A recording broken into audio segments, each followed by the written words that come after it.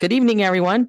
Today is Monday, October 9th. The time now is 6 p.m. and I will call to order this regular meeting of the Town of Mead Board of Trustees.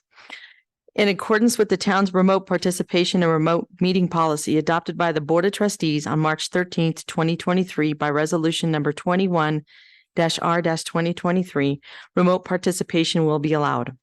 The meeting link has been provided on the town's website, designated posting place 24 hours prior to the meeting. I'd like to remind everyone present, both in person and virtually, of the town's general guidelines for public comment at open meetings and public hearings. Copies of these guidelines are available online and on the entry table as you walk in the front door. Excuse me. There are 2 public comment opportunities on the agenda for you to address the board on any subject, whether it's on the agenda or not. If you wish to address the board regarding the public hearing item, we will take your comment during item 10A. Mary, roll call, please. Mayor Whitlow. Here. Mayor Pro Tem Cartwright. Here. Trustee Adams. Here. Trustee Broadhead. Here. Trustee Harris. Here. Trustee Parr. Here. Trustee Schranz. Here. Mayor Whitlow, today is Monday, October 9th, 2023, and you do have a quorum. Thank you very much. As we begin Fire Prevention Week, please join me in a moment of silence to honor firefighters that dedicated and have lost their lives protecting their communities.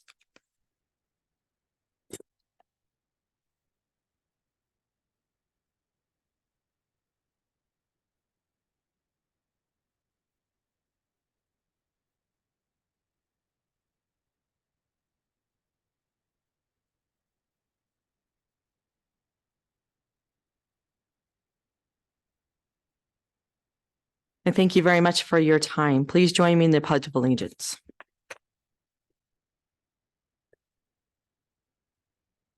I pledge allegiance to the flag of the United States of America and to the republic for which it stands, one nation, under God, indivisible, with liberty and justice for all.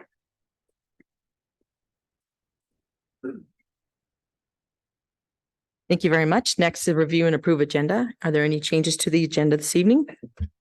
I would like to take item D out for further discussion. 9D. Resolution 66R 2023. So number 9 is consent agenda. Number D, and pull it for discussion. I'd like to Okay. have that open for Okay. further discussion. All right. All right, Herman, would you like to make that motion? Okay. Okay. All right. Is there a second? I move to move from the consent agenda, item D, resolution number 66R 2023 from the consent agenda. Okay, is there a second? Second. Okay, thank you very much. All right. Now, will I have a motion to approve the consent agenda? Excuse me, the agenda, removing 9D. To approve the amended agenda. 1 second. Thank you very much. Any discussion? Okay, roll call, please, Mary. Trustee Broadhead. Yes. Trustee Harris. Yes. Trustee Parr. Yes. Trustee Schranz. Yes. Mayor Pro Tem Cartwright. Yes. Trustee Adams. Yes. Mayor Whitlow. Yes. Thank you. Motion carries. We have an agenda for this evening. Next is our staff report by our town manager. Ma'am, you have the floor. Thank you, Mayor, trustees. You have my report. I did want to mention just as one more reminder, the county and town dinner will be on the 26th. If you're interested, let Mary know and she'll get you a reservation. I just wanted to bring it up for everybody, and I put it in my weekly email, but the dirt that's being piled up on I-25 on the north side of County Road 38 on the east side, it does look like they're building an interstate ramp, but they're not. They're just piling dirt there. It is a little concerning because it's getting higher and higher. I mean, when I asked about it last Wednesday, when I went to the Corridor Coalition meeting, they had just started. And by this morning, in my what turned out to be an hour and a half commute, I-25 is just crazy. I noticed how big it's getting. So we'll be in contact with them to make sure that they have erosion control and that we don't have some big gully washer and have dirt all over the road. But that's what they're doing. It's a staging area for the projects that are supposed to start really within the next 9 months. So yeah, dirt's really expensive. It's always expensive when you want to buy it, and it's expensive when you want to get rid of it. Depends on which side of the equation you're on. So and then I just wanted to mention, we will later this fall be having a community meeting specifically on the site over by Liberty Ranch for the proposed fire station and library. And so right now, it looks like we may have the meeting here at the fire station. They'll clear everything out and put tables in there. Because obviously they're interested parties, but we want it for the whole community because these are going to be community assets. And we will also, I've asked Erica to be there to present the underpass as well, because it's all in the general area. We don't have a date for that yet, but I just wanted to make you aware that that'll be coming up. And with that, don't forget cleanup days coming up this weekend. And that's all I have. If you have questions. Questions, comments for Helen? Tricia, go ahead. I have one. So I saw in the community development section that you guys are working on some code amendments, one of them being on the chicken permit issue.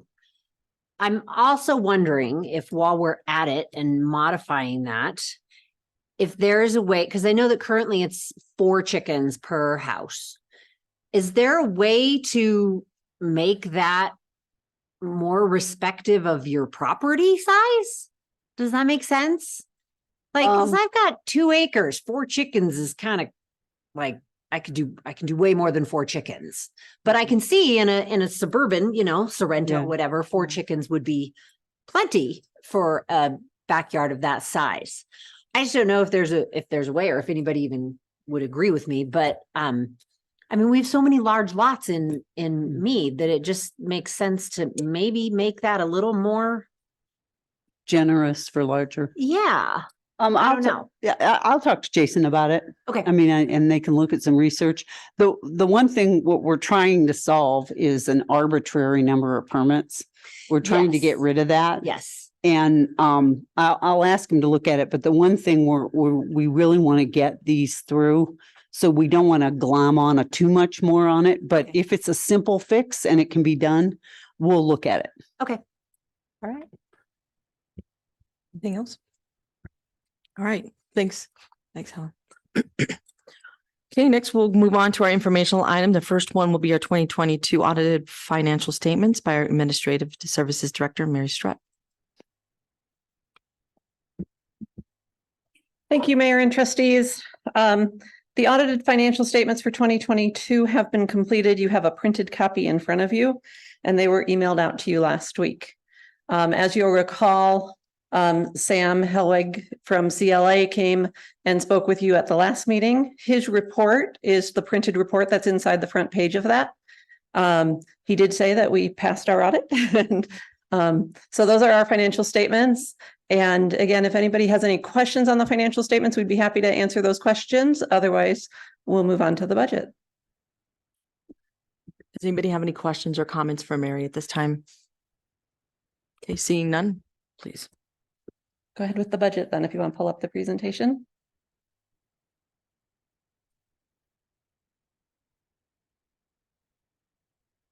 All right. So we're here today for the 2024 budget presentation for the town of Mead. It buzzed, so I think it's going to work. There. Oh, now I just pushed it twice. There it is. Okay, so I always like to start 2024 with telling you what we did in 2023, and we've done some pretty great things around here in 2023. This courtroom that you're in right now was accomplished this year. The first Mead Police Department Citizens Academy is going on right now. They've had their first 2 meetings and they're going well. Built for Mead as a economic development program that's going on. We've tied in with some of the businesses here in Mead to bring that forward. So that has started. the Municipal Facilities Master Plan partnership with Mountain View Fire and High Plains Library. So the master plan is completed. We're looking forward to working with Mountain View Fire and with High Plains Library in the future. We've seen some commercial development in the town of Mead in 2023, so that's been pretty exciting for us. Agfinity has opened, which is good. Quick Trip is coming close. There's been some businesses moving into Elevation 25. I think even Home Depot was the beginning of this year, so a lot going on. We also got to implement our pavement management program. Pavement management program came out of that 1% sales and use tax, which was voted by the voters to support street maintenance in the town of Mead. It was approved in November 21. We started taking in the sales tax, the 1% sales and use tax from that in 2022, and started real head on in our program in 2023. So pretty proud of that. I mean, we went from 375,000 in our program to our one contract for pavement was $2 million that you approved. So that was pretty good to see that. Oh yeah, I can do it. Okay. So here's our schedule for the budget. We started in July. We had a retreat of this board talking about goals and projects for 2024. Our staff started looking at what they needed to do for upcoming projects in August. August 25th, we got the certified values, the estimate from Weld County. And then we're here today presenting a proposed budget to you. The proposed budget from today we will publish a hearing date for the citizens of Mead, anybody interested in coming. The public hearing will be on December 11th.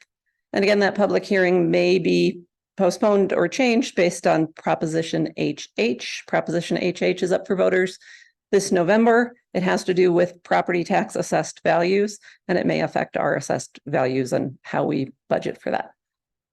Okay. So we started with the board retreat in July. So this is a pretty clear list of what we talked about at that retreat. And a lot of that is still ongoing. But we highlighted three things. The board highlighted three things that they wanted to definitely move forward on in 2024. That's the message we got, was that we wanted to continue those capital projects, work on the comprehensive plan, and figure out funding for the police department. There's other issues on there, and as I learned from the board, that maybe we'll move those forward, or maybe they'll happen somewhat as part of this, right? We did talk about water conservation at the last meeting, and Amber from Little Thompson Water is going to come talk to us later on this year. So some of the stuff is still going on, but those are the three focus points of the 2024 budget. So here's what you'll see in the 2024 budget. Property tax revenues increased. We will see a pretty large increase in our property tax revenues for 2024. That's based on assessed valuations going up in Weld County, but it's also based on some construction that's happened in Mead and annexations that have happened in Mead. Development for 2024, we expect residential to still sort of move along at a steady pace. And we're seeing some more commercial. We're forecasting more commercial coming along on I-25. Capital projects, we've got a lot. You'll see those in the next coming slides.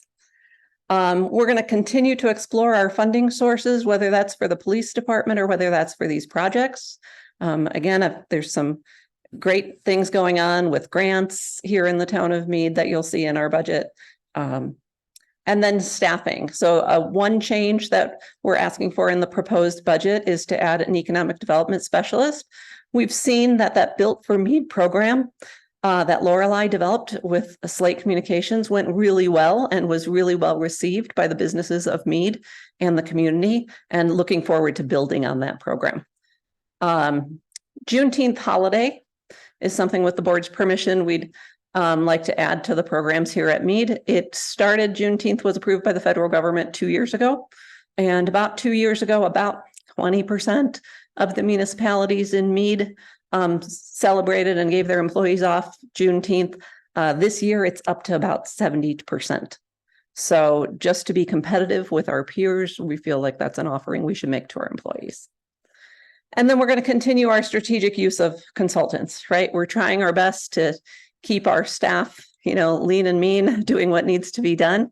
and not over hiring staff. So we use some fantastic consultants. We have Lorraine Trotter, our financial consultant, here tonight. Elaine works with us in HR.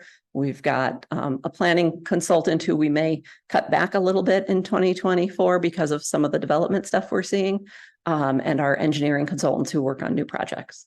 Okay. These are our board priorities that have been listed for the last couple of years that we try to match everything to. The board wants responsible growth in Mead, reliable infrastructure, public safety, fiscal stability, and a connected community. And here's where I'm going to tell you what we did in 23 and what we're looking forward to in 24. So under responsible growth, commercial development, Agfinity opened, Quick Trip should open before the end of the year. Elevation 25 has 2 buildings built over there and at least a TCO on one of the buildings. Did they get a CO? Oh, they got a CO on the one building. So Buffalo Highlands annexation just came through recently. Turion zoning happened this year, and that municipal facilities master plan so that we can work on where the police facility, the fire facility, and High Plains Library will be. 2024 under responsible growth, we're going to continue with some commercial and residential development. There's more businesses potentially coming near Quick Trip, potentially more buildings around Elevation 25. The Trails Master Plan is budgeted for 2024. That's kind of step one in doing the comprehensive plan. Our community development department has applied for and received a grant for that project. So they'll be moving forward with that. And then the 1601 process for the I-25 County Road 38 interchange is still moving forward. As you know, that's a CDOT process to move through to propose an interchange there and see if they'll do it as part of the segment 5 improvements.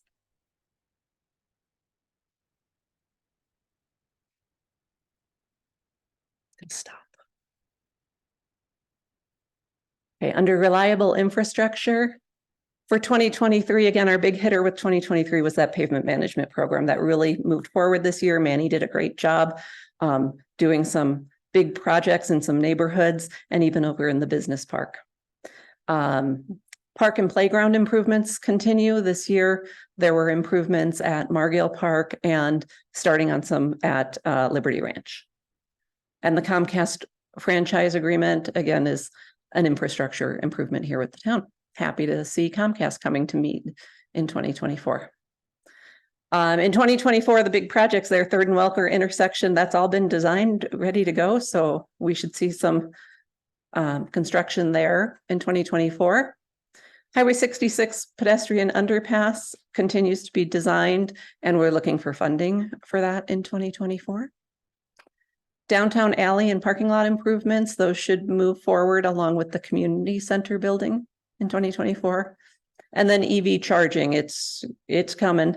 So we probably need to put forth some EV charging at our municipal facilities in the future. Public safety.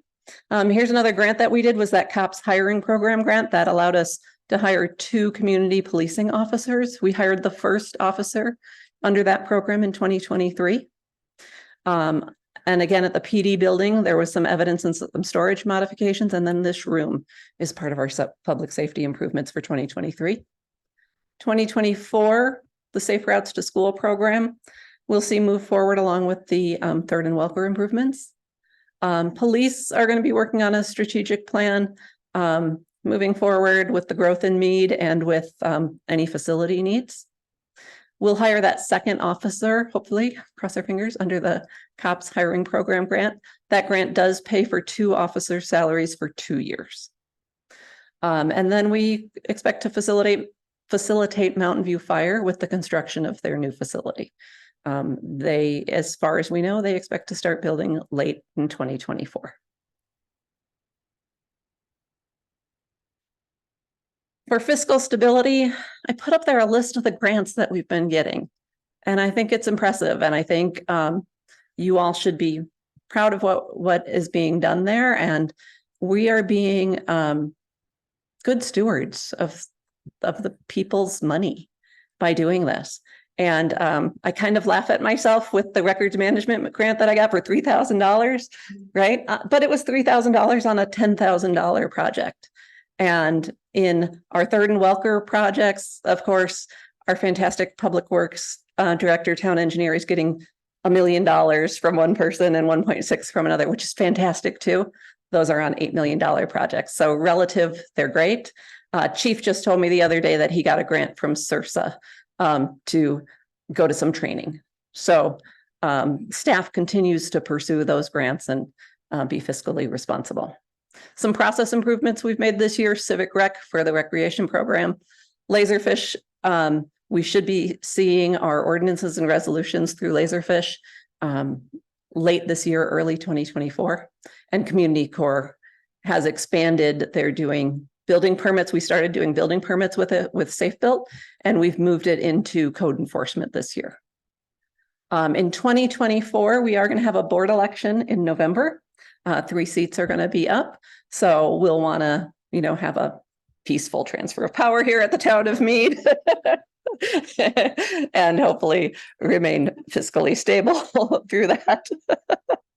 We're going to continue to look for funding opportunities in 2024. Thanks. Connected community, again, 2023, that built for me. That was a big undertaking for the community engagement department.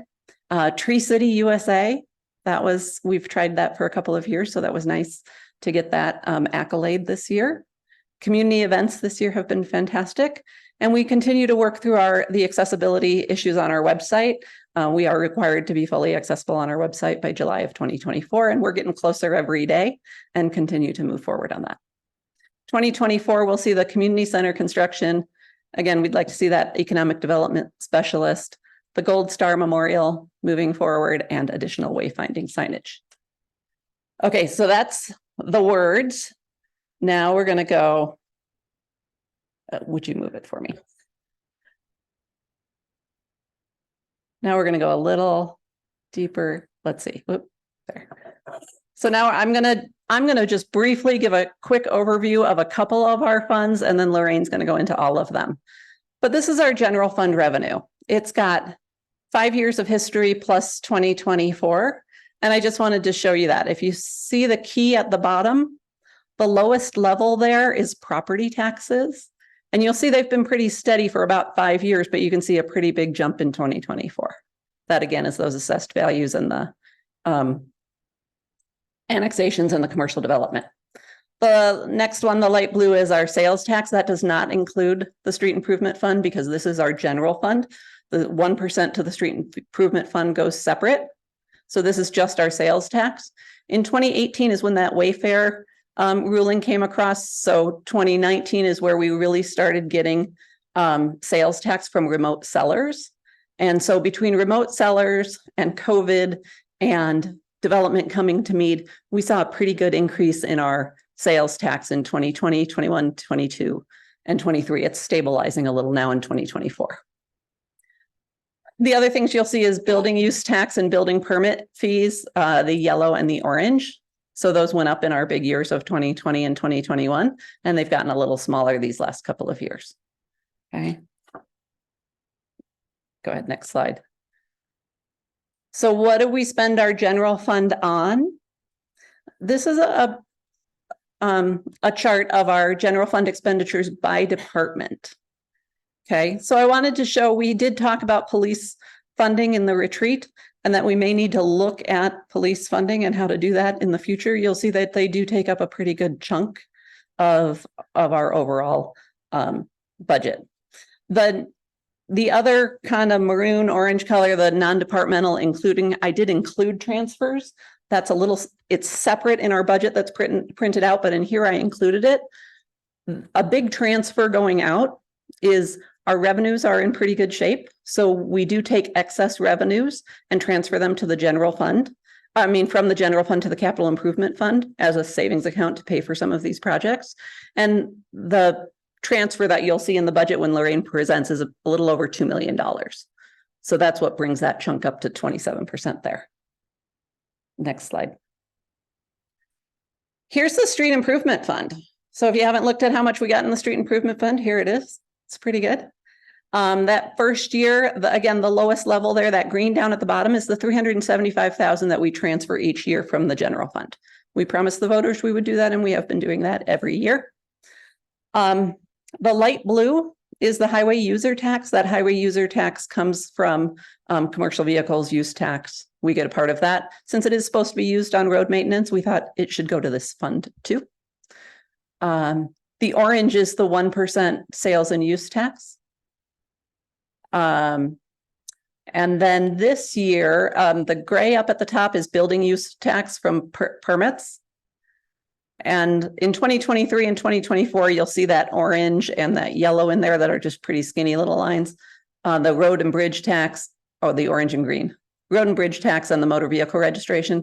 We did move those in there to there in 2023 and 2024 because again, they should be used on street maintenance. So again, the first year, 2022, we saved up some money, and our pavement manager did a great job of doing some projects in 2023. I think Manny's going to come talk to you about pavement management program in early November. Okay. So impact funds. Impact funds are the funds that we get from each new house or development that goes in. 2019, we had very little development going on in Mead. We also had low impact funds. Our last impact fee study was done in 2018, and this board approved increasing the impact fees in 2019.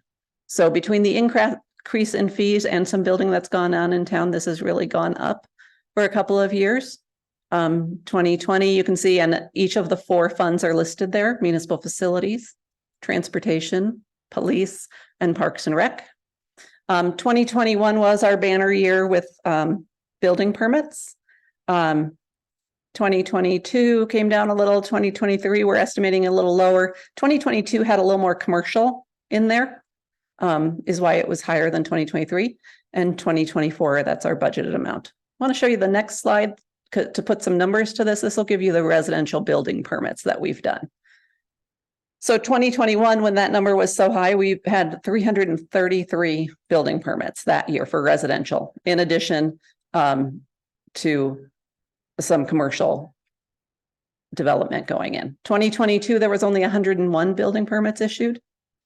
We're forecasting out 2023 to be 159 and 2024 to be about the same, about 160. You can see that by development. Our community development team does call the developers and ask them what they think they're going to do for the year. And these are the numbers they gave us: about 5 houses a month for Lakeside Canyon, and about 1 a month for Rangeview because it's more custom homes. Okay. These are our capital projects that we've been paying out of those development impact funds. And I wanted to show you specifically some of these numbers because this is coming all from new development. We are supplementing some of it with the capital improvement fund. The board has made some transfers from the capital improvement fund to the, for example, the transportation fund to municipal facilities for the community center. But most of this is new development paying its way, right? So police facilities paid for building improvements out of those funds in both 23 and 24. The municipal facilities fund is pretty much covering the community center that's being built. Transportation fund got the 3rd and Welker intersection. The 66 and 7 underpass, the Main Street parking lot, segment 5 enhancements. We did put that in there as something that may want to happen. That we don't have anything solid yet. And Parks and Open Space is doing Liberty Ranch Park and Restrooms and the Gold Star Memorial. And then what's going to come up next? Who knows? But we're still going to continue to support existing businesses and look for new opportunities. We're going to work on those regional transportation projects with our development, with our developer partners.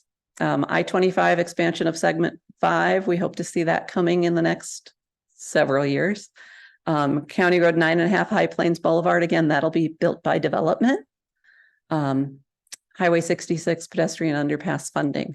So again, as I mentioned, County Road 9.5, High Plains Boulevard, remember that most of our new streets that you're seeing are being built by development too. The comprehensive plan update, so that'll go to 2025. We'll continue to expand the community policing program, and we're looking forward to the High Plains Library, the Mead branch in 2025 or the future. We don't have a date from them yet. All right, so that's my presentation. You do have a budget book in front of you. It's the blue notebook, and it has all of our funds in there. I did not go through every single fund. Lorraine's going to go through some of the funds for you and answer any questions that you may have on the specific funds. Does anybody have any questions on my presentation? Otherwise, we can wait till afterwards. Just one quick question about the whole presentation in general. Okay. There's a ton of great information in there. Is that stuff, can we get that out to the community? Not so much the budget stuff, but what we've accomplished, what we haven't got accomplished, that kind of stuff. Yeah. Because that, I think, So actually that, those slides that have the fiscal stability and all that stuff, those slides, I worked with Lorelei on those slides, and those are the starting point of the community summary that goes out at the end of the year or at the beginning of 2024. So yeah, we've mailed that out to the community the last 2 years, I believe. And so, yeah, she's already working on it. good, thank you. You should add dollar amounts to how much we've gotten in grants. Because you have those That's great. listed, but there's no dollars next to them. I'd love to see the dollars and add it up for people to know how much we got in grants. Because yes, you got grants, but people won't know how much they were Yeah, without some numbers there. great. So those numbers are in our budget. Lorraine will go through that with you in the budget. Yeah, I was just saying on that slide, when you put that out. we'll give that to Lorelei to work with on her presentation. Yeah, we'll do that, especially when we're doing our accomplishments. Some of those are in flux right now. Like in 2 weeks, we're going to Avon to present on the community center. We're trying to get a good grant there. We're still trying to secure more money for the underpass. And that's, as we get good news, we'll add the dollars to that and definitely populate it with numbers. Chris. Populating with dollars is great, but it should also show the percentage of the actual costs or the predicted costs. Because like you said, $3,000 of 10,000 is 30%, you know? Whereas 1.8 million plus 1.6 million is 30%. So we should show those massive numbers as still being a percentage of the total. Right. Mary, I have a question. Chief will probably have to answer this. The second person that we're trying to hire for 2024, does the time clock start when, does the 2-year grant time clock start when that person comes aboard, or has it already been affected? Believe we have until 2026 to spend those funds. Is that correct? That's the question. It's when it starts getting paid is when we start paying them. It's all salary basis. We start paying them. Okay. Yeah. Okay, so we're not doing it, we're not receiving or doing anything until the person is hired. That's correct. Correct. Okay, that's what I Correct. wanted. So It's an hiring, we accrual hired basis. Officer Bustamante. We're submitting our first reimbursement request under the grant for him Okay, this month. okay. Thank you very much. That was my only question. Thank you very much, Mary. I do Oh, have Herman one has a more. I follow-up. don't know if this is the right place, but seems to be. You mentioned EV charging and that we're beginning to look at doing that.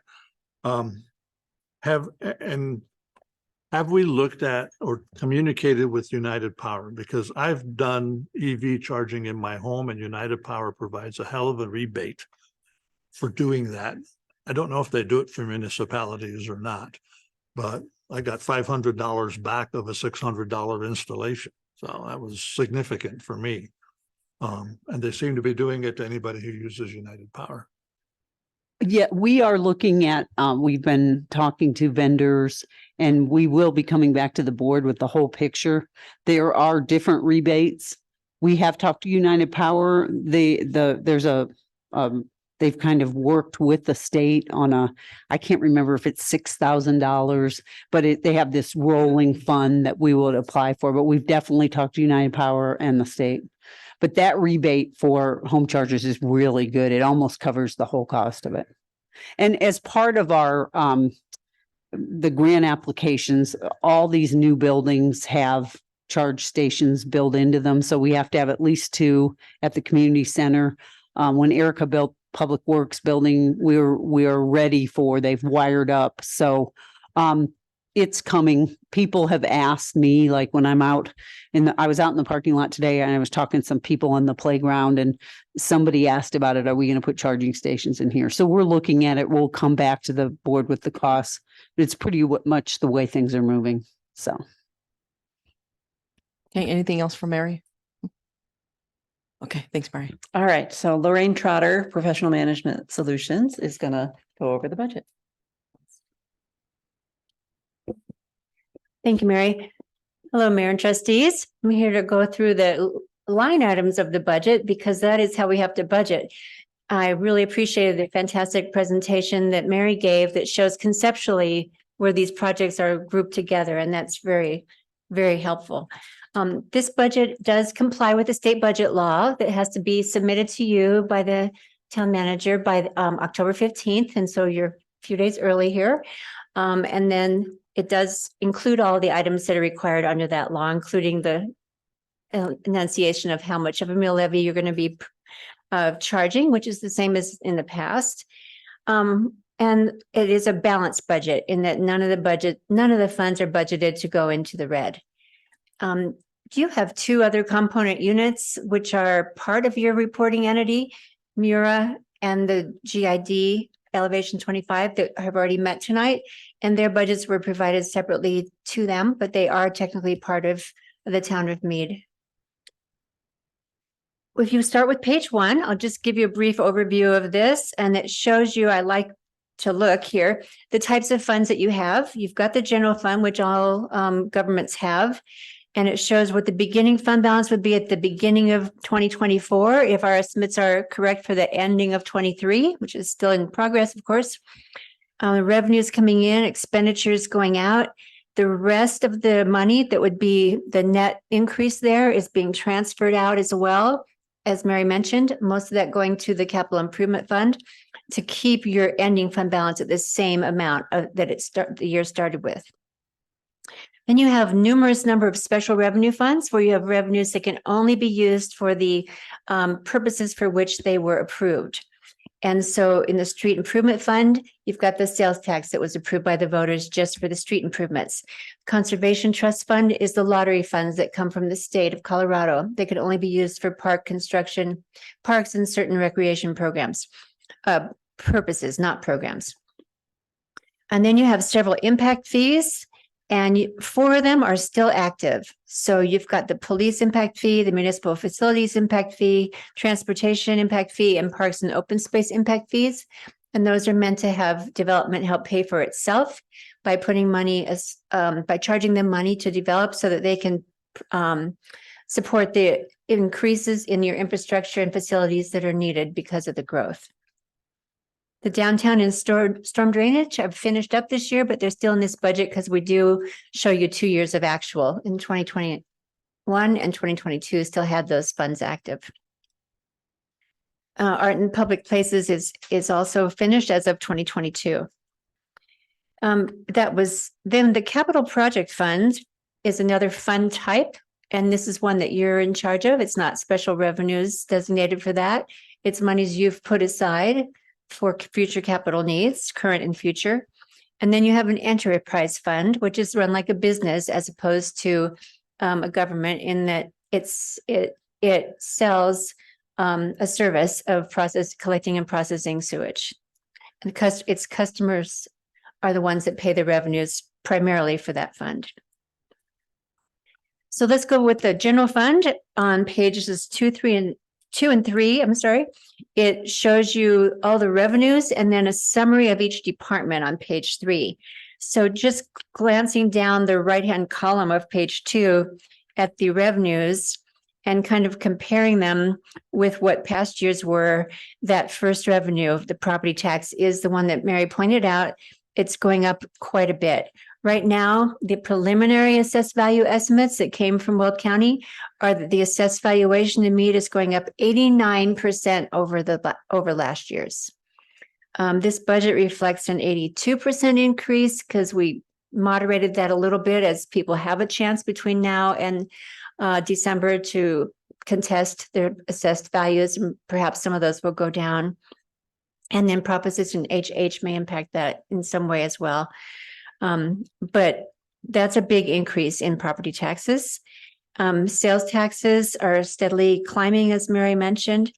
And the rest of these revenues in the general fund are pretty much copacetic. You can see by looking across each line how they kind of follow the same trends as the past, with the exception of the ones that are related to growth. So building use tax, which is about 7 down, was higher in those big development years that Mary highlighted, and then kind of went down and are kind of leveled off in the $400,000 range for building use tax.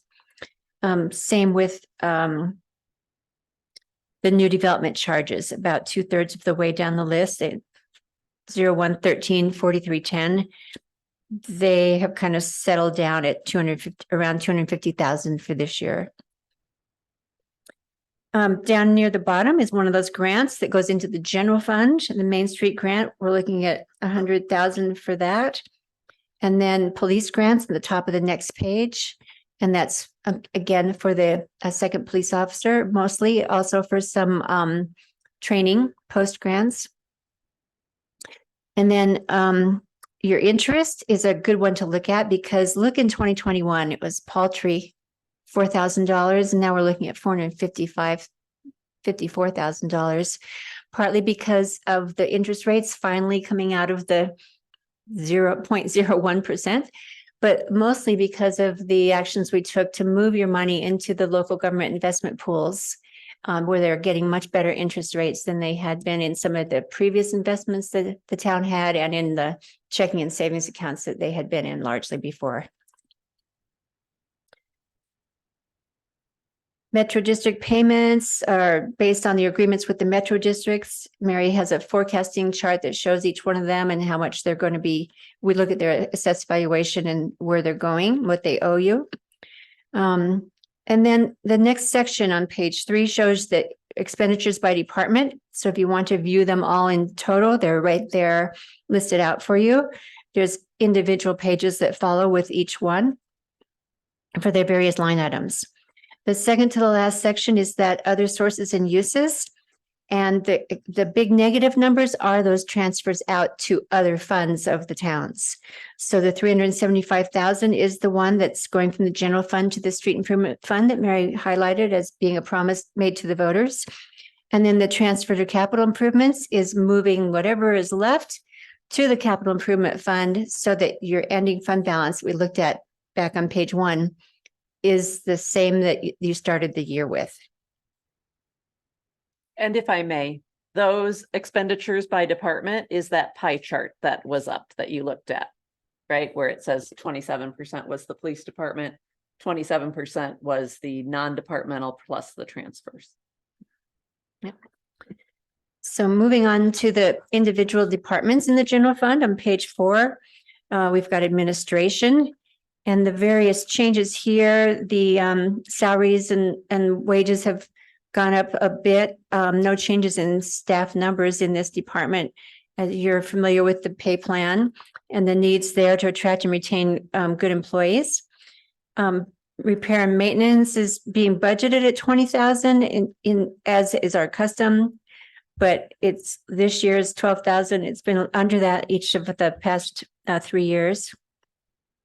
Legal fees kind of shows an extra 40,000 in case something should come up that needs addressing that's not generally anticipated specifically.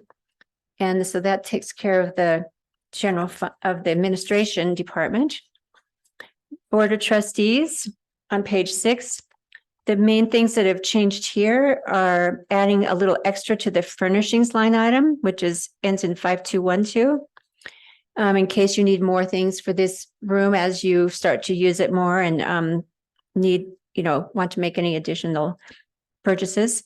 The election has the 25,000 in there for this year's election, which of course there was no election in 23. And training, moving that up to 15,000 from 10, with the possibility of more of you going to some of the statewide training conferences. And then community grants, we put that at 24,000 for you to give grants to community organizations as they come forward and you approve that. And then board outreach activities. You had some real successful events in 2022, and some more was budgeted in 2024, 35,000 in case you want to increase that.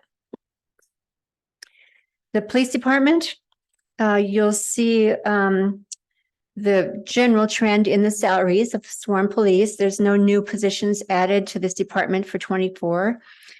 Down to the FPPA, which is the pension plan and the death and disability insurance related to it, it's going up a little more than the salaries would indicate, partly because the amount that the town has to match for those is prescribed by the state law, and it's been going up 0.5% each year for the pension and other amounts for the death and disability insurance.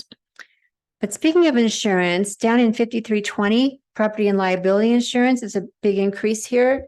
And you, just by watching the news, can probably see why that more of the property and liability costs of a town are associated with police than with some of the other departments.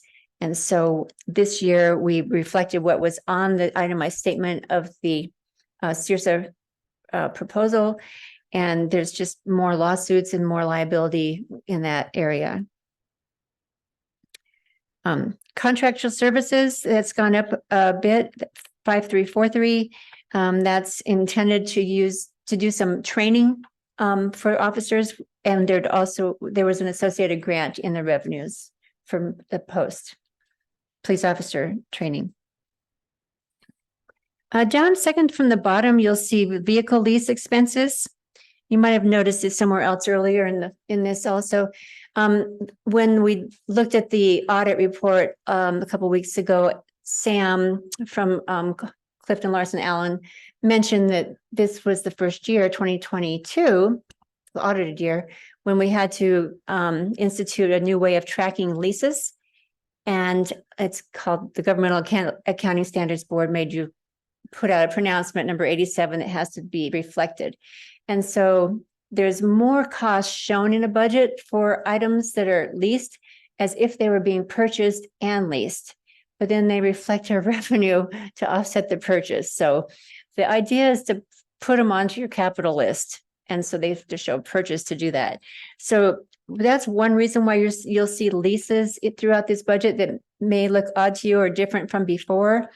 But another reason that this is here in the police department fund is because some of the leases have been charged in the past to the impact fees because these new office vehicles, et cetera, were required by growth. Whereas now some of these leases are because of replacing vehicles that we already had that weren't required to be added by growth. So the ones that aren't related to growth aren't being charged to the impact funds, and you'll see them in some of the departments in the general fund. And here's one. That's about it for the police department. And on page 8, you see that capital outlay leases. That's the figure I was talking about that has an offsetting revenue in the general fund, GASB 87. Community development, the big changes here is in salaries. There's the code enforcement officer was transferred from the police department to this department halfway through the year. So you'll see a full year reflected of that salary in this department now. And then down near the bottom, you've got your building inspections that fluctuate a little based on the number of permits, and also some lease expenses for code enforcement. And then the consulting fees, 6 up from the bottom, is for the land use plan.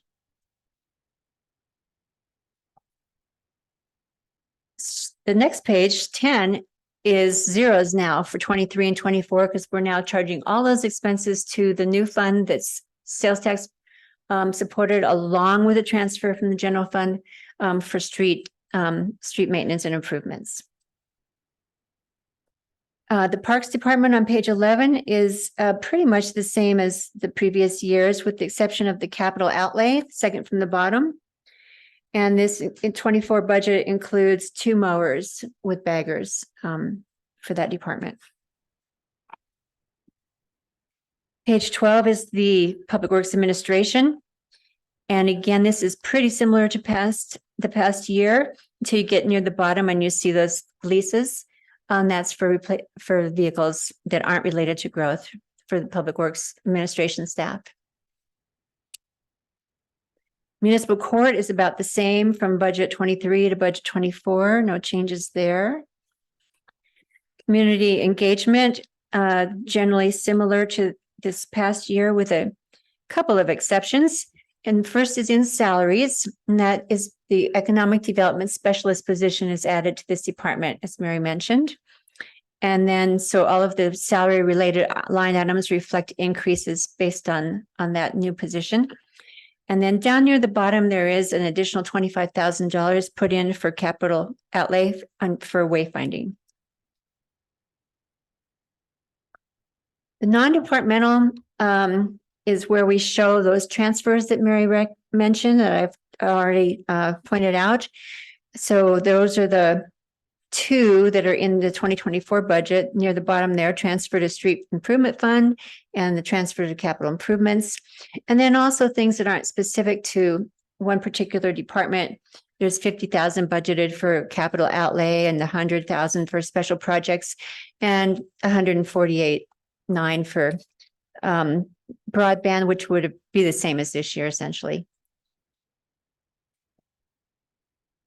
That takes you through the general fund. So you've got a balanced budget. You still have 2,339,000 in excess of revenues over expenditures, which therefore are put into the transfer to the capital improvement fund.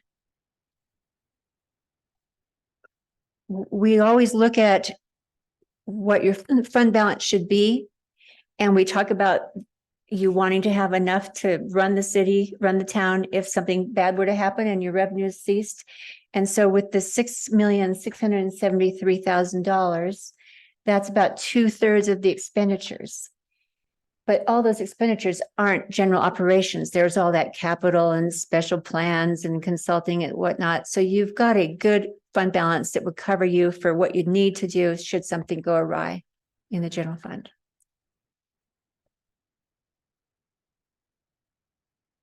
Let's go now to page 16, Street Improvement Fund.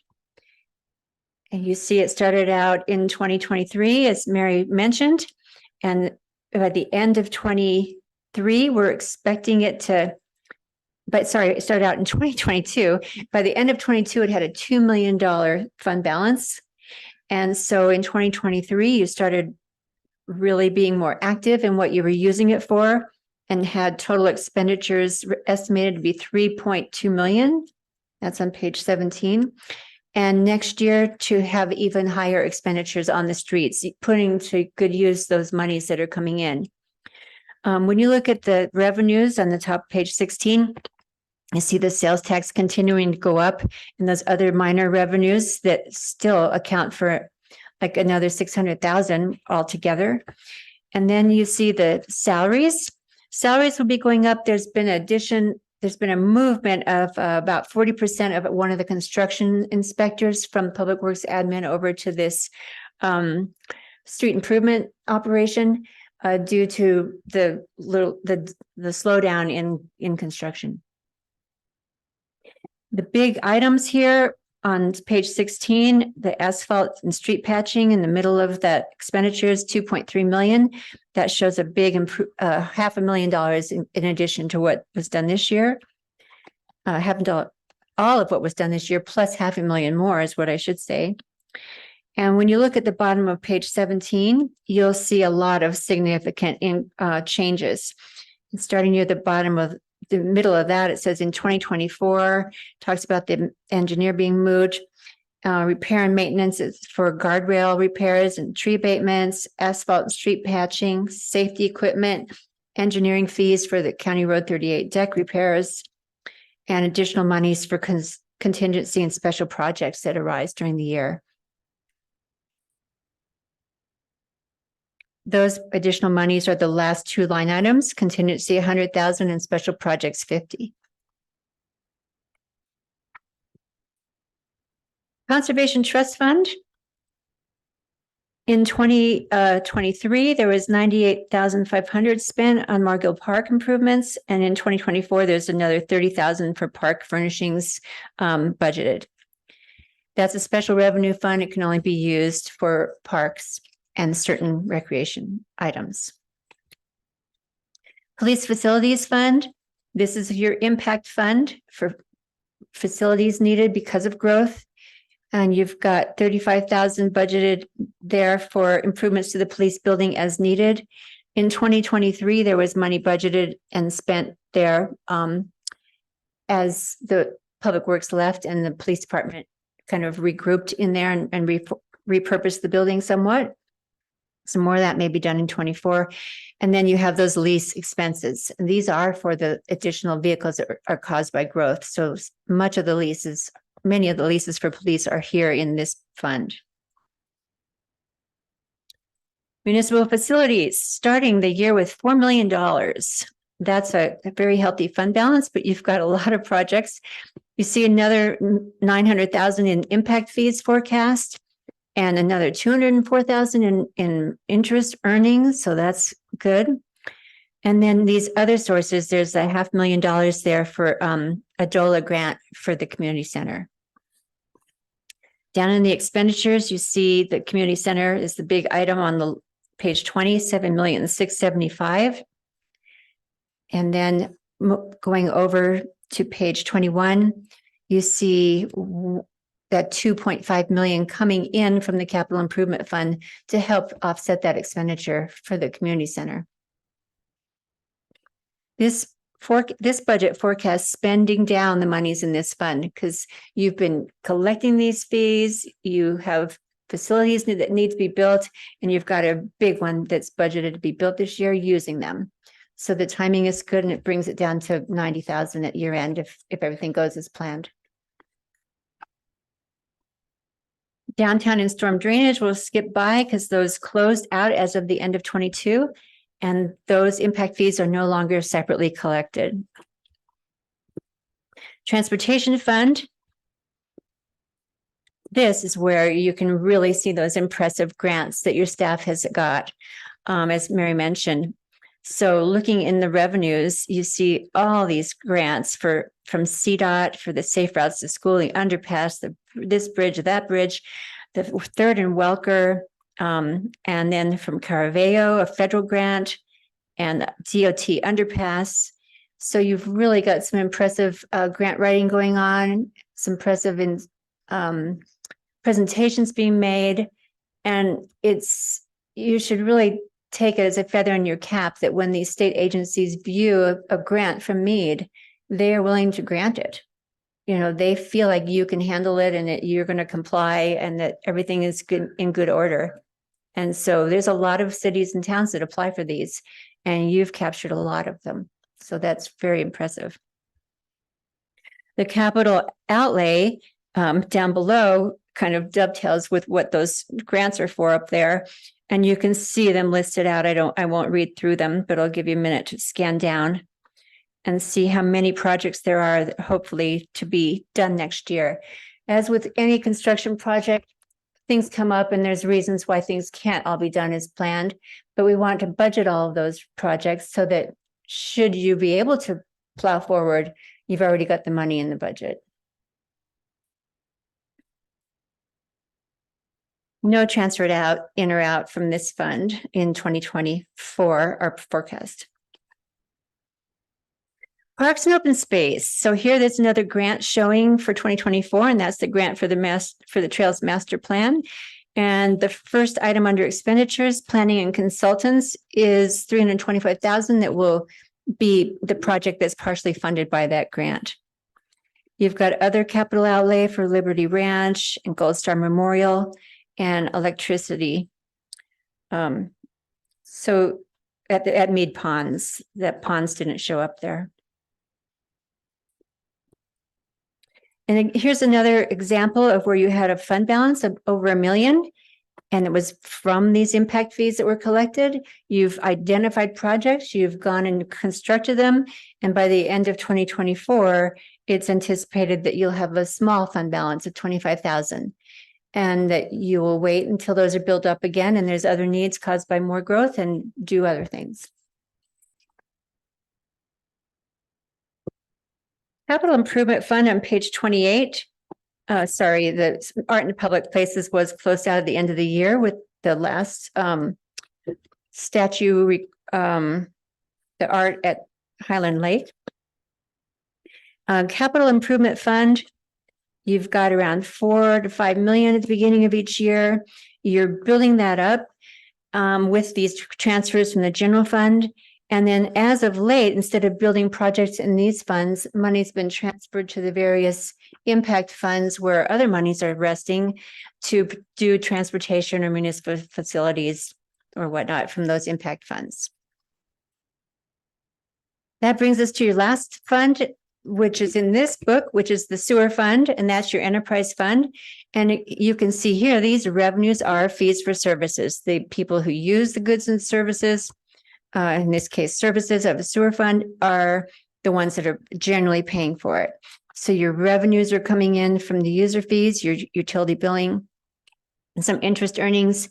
And then you also collect tap fees that generally should not be used for operations. That's for future growth needs.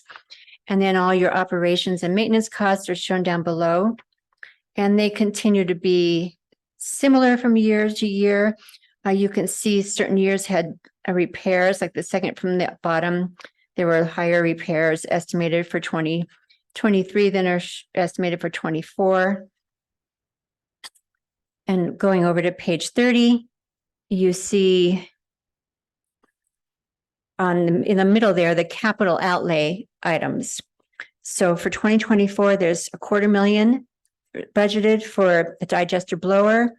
There's $150,000 for your cured in place pipes program to continue, and which extends the life of those pipes. And then there's the blower replacement that's budgeted. Those are the big expenditures for 2024.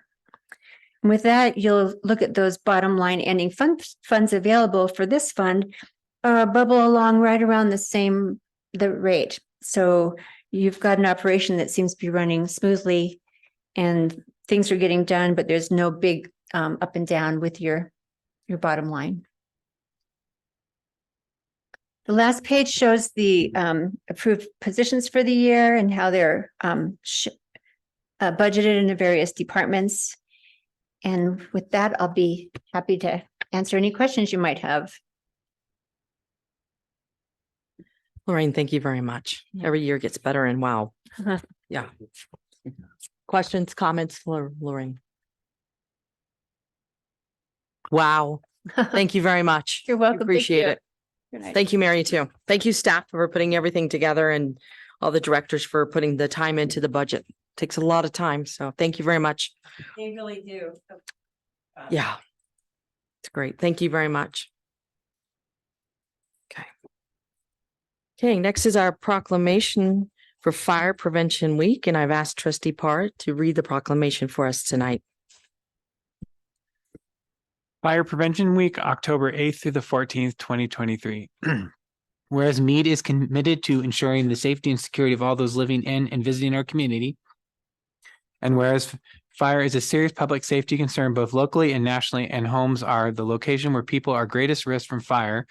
And whereas home fires kill more than 2,800 people in the United States in 2021, according to the National Fire Protection Association, and the fire departments in the United States responded to 338,000 home fires. And whereas cooking is the leading cause of home fires in the United States, and fire departments responded more than 166,400 annually between 2016 and 2020. And whereas residents are responsive to public education measures, are better able to take personal steps to increase their safety from fire, especially in their homes. And whereas Mead's first responders are dedicated to reducing the occurrence of home fires and home fire injuries through prevention and protection education. And whereas the 2023 Fire Prevention Week theme, Cooking Safety Starts With You, Pay attention to fire prevention effectively serves to remind Mead residents to stay alert and use caution when cooking to reduce the risk of kitchen fires. Now therefore, Colleen Whitlow, Mayor of the Town of Mead, does hereby proclaim October 8th through the 14th, 2023 as Fire Prevention Week and urge all the people of Mead to check their kitchens for fire hazards and use safe cooking practices during Fire Prevention Week 2023. Given under her hand and seal, the Town of Mead, Colorado, this 9th day of October 2023. Thank you very much, Chris. Appreciate it. Is there a motion to approve the signing of this proclamation? I make a motion to approve the signing of the proclamation. I'll second. Thank you. Roll call, please, Mary. Mayor Pro Tem Cartwright, Yes. trustee Adams, Yes. trustee Broadhead, Yes. trustee Shranz, Yes, trustee Parr, Yes. trustee Harris, Yes. Mayor Whitlow. Yes. Thank you. Thank you very much. Motion carries. Okay, next we'll move on to our first public comment period of the night. The board welcomes public comment for any item, whether it is on the agenda or not. The board will listen to your comments and take them into consideration. If you desire conversation, please email the board or town manager or attend the monthly copy with the mayor. If you wish to speak during the public comment period, please adhere to the town's general guidelines. Please start by stating your full name and address for the record. Each speaker will have 3 minutes to address the board or trustees. If you are representing a group, you will have 5 minutes. If you wish to address the board, please indicate by raising your hand virtually, and we'll let you in to talk to the board. Okay, thank you very much. We'll move on to our consent agenda minus D. The consent agenda contains items which are considered routine and approved with one motion and vote. Is there a motion to approve the consent agenda? I make a motion to approve the consent agenda as amended. I second. Thank you. Roll call, please. Trustee Harris, Yes. trustee Shranz, Yes. trustee Broadhead, Yes. trustee Adams, Yes. Mayor Pro Tem Cartwright, Yes. trustee Parr, Yes. Mayor Whitlow. Yes. Thank you. Thank you, staff, for putting the consent agenda. Motion carries to approve all. Now, bring back resolution number 66-R-2023. It is approving updated compensation structure guidelines for employees. And I will ask that trustee Shranz ask the questions or comments on this before we proceed. thank you. I'm just trying to get some additional clarification to the presentation that was made at the last meeting. I'm going to tell you what my interpretation was, and somebody correct me if I'm wrong. My interpretation was that at the base, everybody in the town will get a 2% increase, even though we don't want to call it the cost of living, but in effect, that's what it is. And that there's an additional 3% to be used for merit increases. So my question is that if I have an employee who is below meets requirements, will that person get a 2% increase anyway? The 2% that you're talking about that Lori referred to as the cost of labor. Yes, the whole pay range moves by 2% based on the market. So however, an employee who would be in a situation where they're not meeting expectations, more than likely they'd be on a performance improvement plan. But they would, if they fall into when we adopt this starting January 1st, their salary would be raised by that. So just to clarify, if I am not performing to the level that I'm expected to, I will still get a 2% bump. Yes, Okay. that is so correct. I'm a little bit of a problem with that. Why am I going to incent and or give anybody any additional money why are they even still here? Even if they are in an improvement plan, I don't think we ought to be giving them any sort of increase at all if they're in that situation.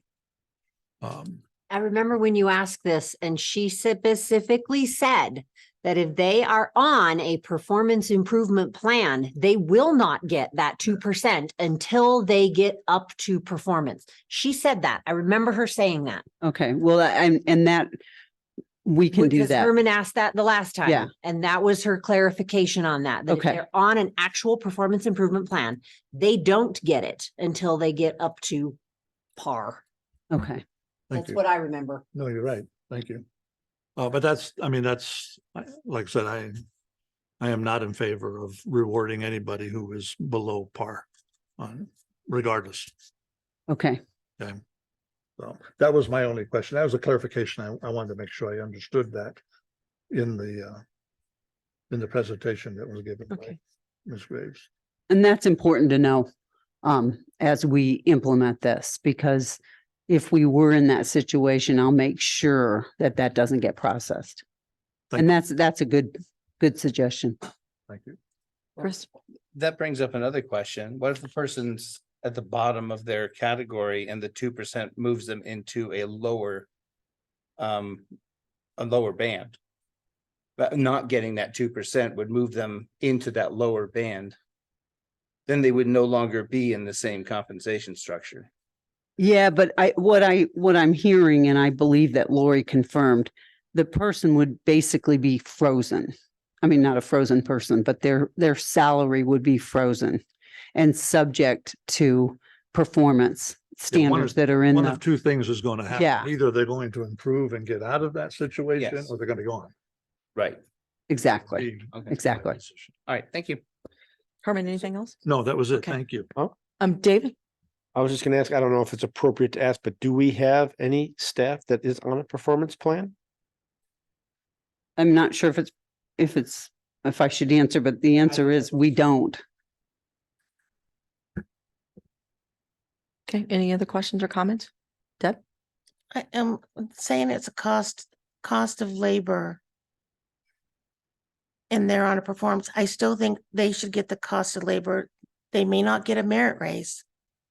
But I still think they should get the cost of labor. Even if it's not cost of living, it's still, to me, it's still cost of living. I think at that point, as you said, I think that employee, if that situation arises, Herman, Yes. use your microphone so nobody can hear you. if that situation arises, and I would think it's within a very announced amount of time. I mean, this person is not going to be in that situation for years. If they are below par, they're going to be on an improvement plan. Typically, they have to show sustained improvement from some point forward and move out of that. If they don't, they're gone. So you're probably looking at, I'm going to guess, a 3 to 6 month window for an improvement plan. But they would be shorter than that Shorter than that, typically. so- Yes. I mean, I hear your point, but I don't think this employee would be in that situation long enough to feel the effects one way or the other of a 2% bump. Okay. I was just gonna add to that. So the way my understanding works, the same way it works at my company, that 2% is basically that it's not a cost of living raise, they don't call it that, but it moves everybody to keep them somewhat in line with not looking to seek other job opportunities somewhere else. So that's where that part comes in. That additional 3% is at the discretion of all the other things that we've brought up here. So that's where that comes into play, but that 2% just kind of keeps them in that mid-range of whatever salary range they're in, so that it stays competitive with all of the other municipalities. And I agree with that, but do you agree that if somebody is not even performing at that level, that this is even an issue?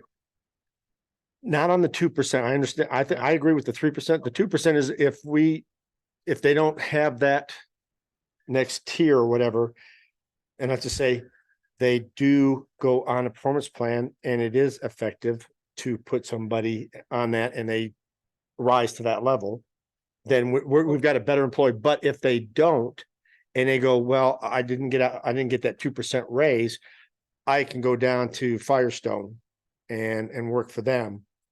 And if you're on an improvement plan, I'd say goodbye. Well, it all depends on what That's the the point. improvement is on and what it's in regards to. I Well, mean, but it that's up doesn't- to the employee at that point. If I put them on an improvement. I've seen a lot of people that, have had some bad things happen personally. We all have our personal lives and things get busy and complicated, and all of a sudden they kind of get a little tap and then they get it back together again. So I've seen people rise to that level. So And I agree. it's Yeah, hard to I- say, I but agree anyway, that- I don't think that 2% one way or the other is going to make us or break us. Plan is to get that person up The- off the I ground. think the 3% in addition that we're looking to approve is where that comes into play. Well, see, that to me is a totally different, I'm gonna have a different debate on that. Okay. The employee who's not performing, once they attain that performance, then I don't have a problem giving them a 2% bump. But while they're in that below performance grade and or on an improvement plan, I don't want to give them any money. Once if they in fact get their stuff Right. together. Well, we have this discussion kind of, I think, almost every time we talk about, moving things up to that next level, that there is the base pay bump and then there is the incentive, which is that 2 or 3% that is at the manager's discretion to use. And every time we go through this, we kind of have the same conversation that the regular base pay range that we're talking about approving for is just to keep us competitive. I'm okay with all of that for a performing employee. It's the non-performing employee that I have. You don't give money to people who aren't doing the job. You need to get them out. You need to give them a chance to improve, but you need to get them out. So I guess a better question would be to ask, we don't have anybody on a performance plan right now. So we're going to go into next year and I say everything gets approved and they get there, everybody gets their 2%. We have a employee next year that has a performance issue. Mhm. They got their 2% plus maybe they've been doing well right at the moment. Well, he's already got that 2%. Right. Right. And then something happens and maybe she gave them a 1.5% raise on top of that because they've been doing great. Personal life, conflict happens, something happens to them and all of a sudden they tank for a little bit. Right. They go on a performance plan. But you don't take money away from them. Right. And I'm not advocating to. Right. But what I'm just trying to say is that we all have personal lives. We all deal with things differently. I don't think the 2% is something that we should penalize them for when it is a movement to keep them competitive on a base level. But that's the issue. If I have a non-performing person, they are provided the opportunity to improve their performance. So to use your example, if they tank for personal reasons, whatever, I get it. They go down the tubes. Management pulls them together, says, look, you need to get your poop in a group here. I'm going to put you on a plan. And if you improve and do all those things, everything's fine. Everything moves up as if nothing happened. But if I don't improve, right? And I'm somewhat compassionate to personal issues, but if somebody's going through an ugly divorce and they just don't come to work and they don't do this and it continues and it has an impact on everybody else. Right. So that's the type of person that I would have a meeting with and say, look, if you're not going to be able to do this, then we're going to terminate our thing. Right. So basically to you, it's a situation of timing. Well, you have two things. You have that, and then you have the person who just doesn't perform, period. For Right now, somebody might be performing really well, and then all of a sudden we go ahead and say, we're gonna hold them back on that 2%, and something happens to them next week, and now they become an employee that has some challenges to overcome. They get penalized for that. Well, it's not so much a penalty. I mean, it's not. I don't look at it as a penalty. If I hire somebody and if I hire you, Dave, and ask you to build 100 widgets and you build 100 widgets, I have no problem giving you everything you need. But if you're only building 80 widgets and I call you in and say, look, I need you to get you up to 100 and you say, yeah, fine.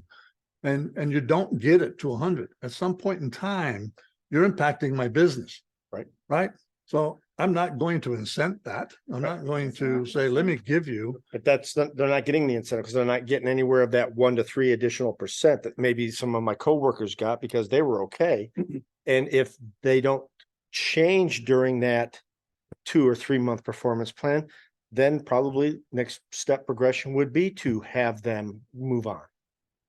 Yes. So Trustee Schmitz, if I could, I would just say, first of all, if there were an underperforming employee, you have to presume that they're going to get better. If it were such a calamitous situation, that we would separate from them more quickly than a performance plan. A performance plan presumes a person can get better.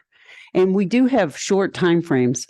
So what you're talking about is a really small amount of money that would move them up into this. And I understand what you're saying about rewarding them, but to presume they're going to fail by holding back the 2%, to me sends a message to the employee that it's a disingenuous performance improvement plan, because they theoretically should be able to improve. And that you have to have that kind of philosophy of management. And I would reward that improvement. I would, if they did, in fact, and again, you're talking a short period of time, so you're going to know in 2 or 3 months whether or not this person is in fact going to be able to build the 100 widgets that we hired him to do. And there may be some outstanding issues or something, but all that comes into play. By the way, I think if the person had an outstanding issue, I would deal with it a different way as a manager. Right. I mean, if they came to me and said, look, I'm going through an ugly divorce, let's deal with that in a different way rather than through performance planning. But just the fact that you hire them to do a particular job and they're not accomplishing that job could be, you need to offer them more education, more skill levels, whatever, to get that job done. And you will do that as a manager. But if they still don't bubble up and get to that meets requirements condition, then I think you as a manager have an obligation for both the employee and the town to remove that person from here. So when they're in that zone, my personal thing is I wouldn't give them 2%. I wouldn't give them anything until they can show me that they can in fact improve and get to that meets requirements mode. And then I can reward them with the 2% bump. Mayor, is that okay if I? Sure. I mean, Trustee Strands, I think I hear what you're saying, but you're also creating a potential to have somewhat arbitrary groups, right? Group A would be the group that just happens to be on a performance improvement plan at the end of a calendar year. Right? Like right around when everybody's gonna get this cost of labor increase of 2%. Right? What happens if I mean, I think you answered the question earlier, but what happens if an employee goes on a performance improvement plan on February 1st, but has already gotten the 2%? You said earlier you wouldn't take that 2%. Yeah, you don't take money away. So, but I mean, you're creating the potential for this, I'll call it the withholding of the 2% cost of labor increase to apply somewhat arbitrarily to only that small segment of the overall employee population that just happens for whatever reason to be on a PIP at the end of a calendar year. Right. I mean, I think that to the extent that, as Helen says, a PIP is going to assume that there's going to be improvement and this person continues to be a member of the team, even though they may not have qualified for the 3% performance raise when she does employee reviews, if that person happens to be knocking it out of the park later, then there's the ability for that discretionary raise to go into effect later. Right? They may not have a benefit. The merit increase I have no issues with. Okay, That's purely performance based. Right. But I just think there's some issues with the timing of it. Well, there may be. I mean, you don't know when an employee is going to go rogue on you and not be able to perform, or elect not to perform, or whatever. You never know when that is. I don't know when you're planning to issue this 2%. Is that something that happens at the beginning of the year, middle of the year? Yeah, the adoption of the pay plan along with the budget implements the pay plan on January 1st. So it isn't hypothetical. Okay. The person would have to get on a performance plan by tomorrow, sometime between tomorrow and December 31st, for them to not get this 2%. Right. And so like Marcus says, I would be concerned about the message that it sends, that there's failure there. I mean, obviously, if there's a performance issue, the reason why you're working with them and putting them on a plan is so that they understand the expectations better. So to withhold it, to me, would marginalize a person beyond just being on that performance plan. It would be taking away what we would hire a new employee at if we hired them at the low end of that band. So I didn't understand it to mean what you heard from Lori. I heard it to be the cost of labor is the cost of labor. That rises everybody. But performance is where you deal with performance issues. That's how I heard it. But if the board wants it to be where we withhold these from from someone on a plan, then obviously I'll do how you would like to do it. I just want, first of all, on $100,000 salary, it's $40 a week. And if the person is not meeting the expectations and we let them go, it's going to cost us a lot more than $120 to bring in a new person. 2% on $100,000 is nothing in the grand scope of things. We're talking about $200,000 increase in pay, period. It's nothing. I mean, so I'm looking at it as the 2% is a given. In a lot of businesses, you don't get anything. The school district, yeah, they give you a percentage because it's a school district. They kind of have to, or they can't keep people. We're the same. A municipality here, and other municipalities have their rates are, their pay scale is going up and going up and going up. And in order for us to at least stay in that same ballpark, giving somebody $40 a week is not going to kill us, I don't think. Even I'm not looking at it from that respect. I'm not looking. Why at it not? Killing us. Because it's not a money issue. It is though. No, it's not. It's, as you said, it's $40. That's a no-brainer. But you're talking about not giving It's the somebody. messages that you're giving out. She brings up one point from a message standpoint. Sure. I bring up another one that says you're also telling people you don't have to work, you're going to get money anyway. But they're not. How about we just all vote and who wants to do it I one don't- way and who wants to do it the other don't way think- so we can put this to bed? I don't think it needs a vote. I just wanted to bring it up and open up the discussion.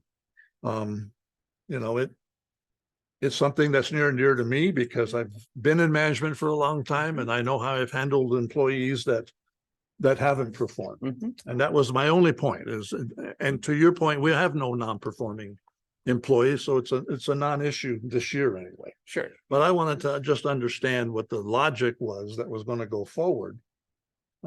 In the event you do have a non-performing employee. And I want to believe that your management team would address it quickly and be on top of it and either fix the problem or remove it. Absolutely. And I just wanted to punctuate that the board agreeing to move these salaries so dramatically in the last 2 years, we have had so little turnover. And we have had situations where we did have to terminate based on performance. We've also had performance improvement plans and we've had people improve. And I'm not going to sit here and say, everybody every day is a top performer. But the way I heard Lori's recommendation was the 2% is baked in, much like the police, where we're moving those 5% and then another 5%. I think what you're talking about, we presume somebody that we hire, a brand new employee on January 1st, that's going to move up 5% from what it is today. And then when they move to their next step, it's another 5%. So I rely on chief and commander to make sure that people don't move through those steps. Like what you're saying, if you have somebody who isn't performing, he doesn't automatically move them on to the next step. As far as the civilian force, with the 2%, it is like the 5%. But I'm just telling you how I heard it. And I guess I am asking the board if somebody goes on a performance plan between now and the end of the year, if you want me to withhold that. Well, we have to vote on this, do we not? Now Yes, that it we was do. pulled out of the consent agenda, so Yep, we're we gonna do vote. have to Yes, bring that yes, we do. through. So We do. I think we can call for a vote and see where we stand.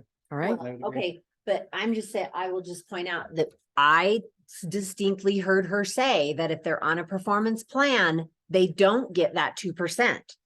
So I don't know if we say yes, let's approve this motion, if we're going with what she said, or if we're going with what we would like, with what others would like to do. That's all. I don't know. I would like to vote on what's in front of us tonight.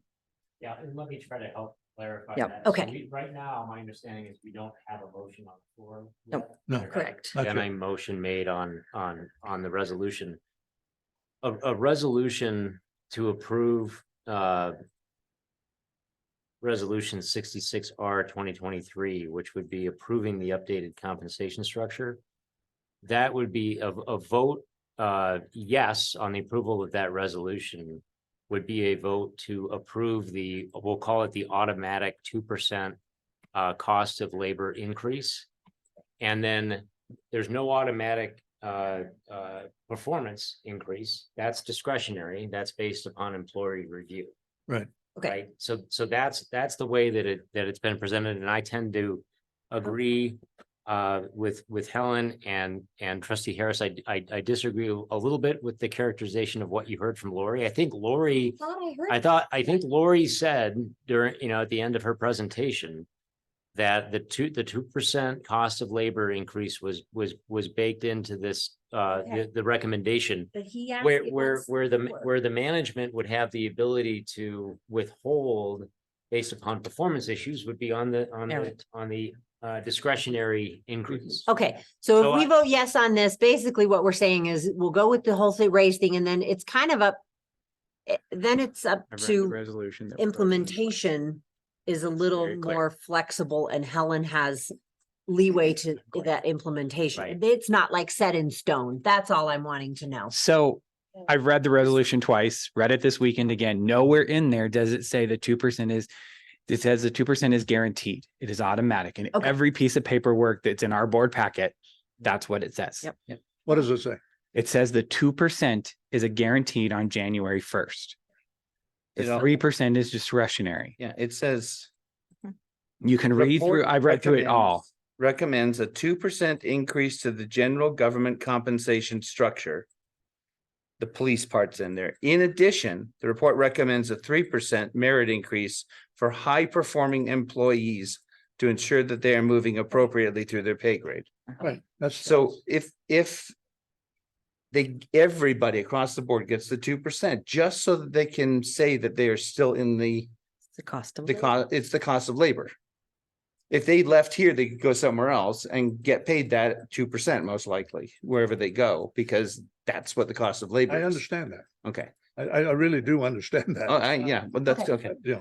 I'm just saying, if we approve it, 2%, yeah, Can I make a motion for the resolution to be voted on? Yes, you may. please. I make a motion that we vote on resolution number 66R-2023 Are you recommending a motion to Proof? to approve As is. as is resolution 66R-2023. Second, Okay. Roll call, please, Mary. You still here? Okay, Sorry, I didn't get my microphone for a minute. that's all right. Trustee Parr, Yes. Mayor Pro Tem Cartwright, Yes. Trustee Adams, yes. Trustee Broadhead, Yes, Trustee Shreens, No, Trustee Harris, Yes. Mayor Whitlow. Yes. Thank you very much. Motion passes for resolution number 66-R-2023. Thanks for the discussion, guys. We appreciate it. Thank you, Herman, for bringing it up. And we'll move on to our public hearing of the evening. The public hearing tonight is regarding residential parking requirements in the Mead Municipal Code. We will first hear from staff, and then we will seek input from the public before the board considers the ordinance. The time now is 7:32, and I will open the public hearing.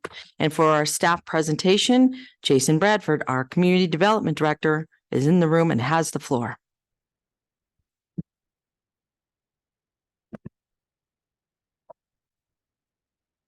All right. Thank you, Mayor. Thank you, trustees. I appreciate your time.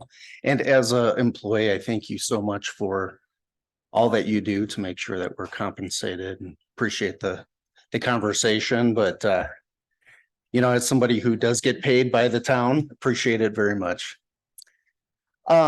So I'm here before you this evening to pick up from where we left off back in, let's see, it was back in May 30th. So I presented some proposed revisions to our parking code. And there were some questions, and basically the board asked me to come back and provide a little bit of clarification.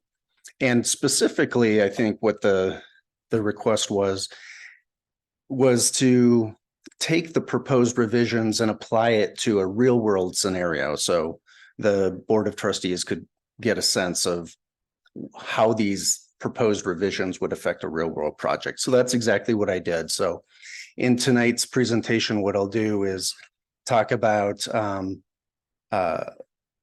sort of a real life scenario of a multifamily apartment project and show you how the proposed parking regulations would change from the parking regulations that are in place today versus if we were to move forward with staff's recommended changes. So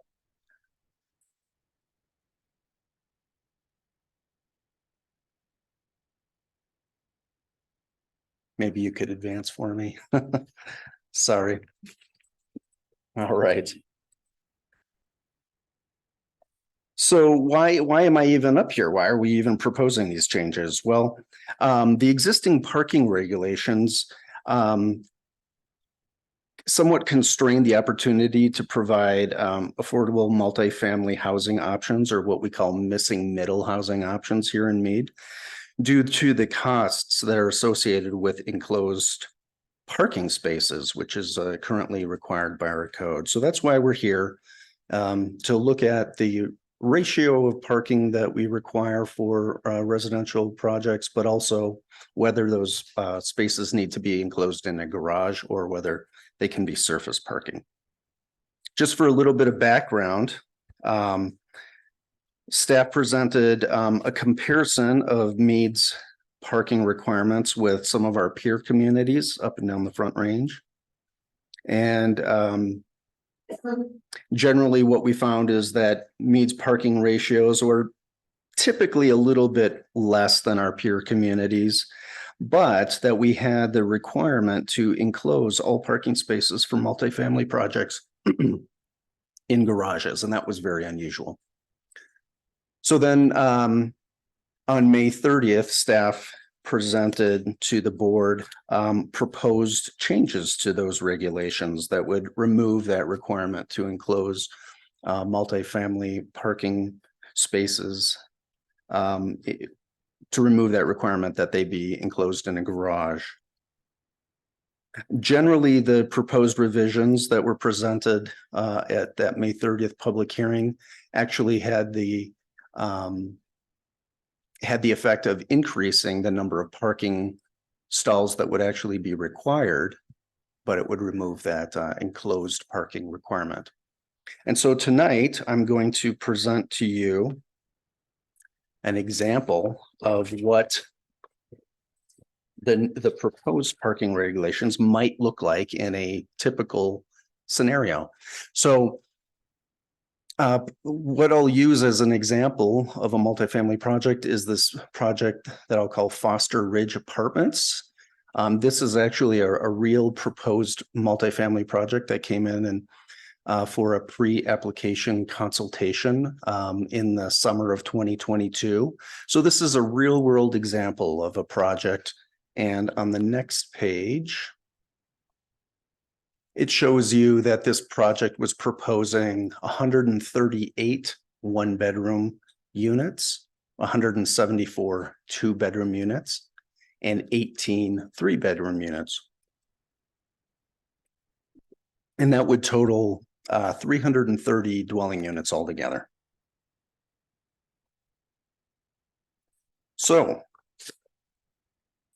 if we look at Mead's existing parking code, it would require 522 enclosed parking spaces. So all those parking spaces would need to be in a garage.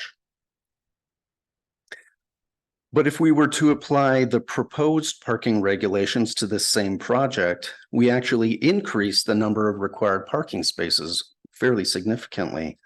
It would require 675 surface parking stalls.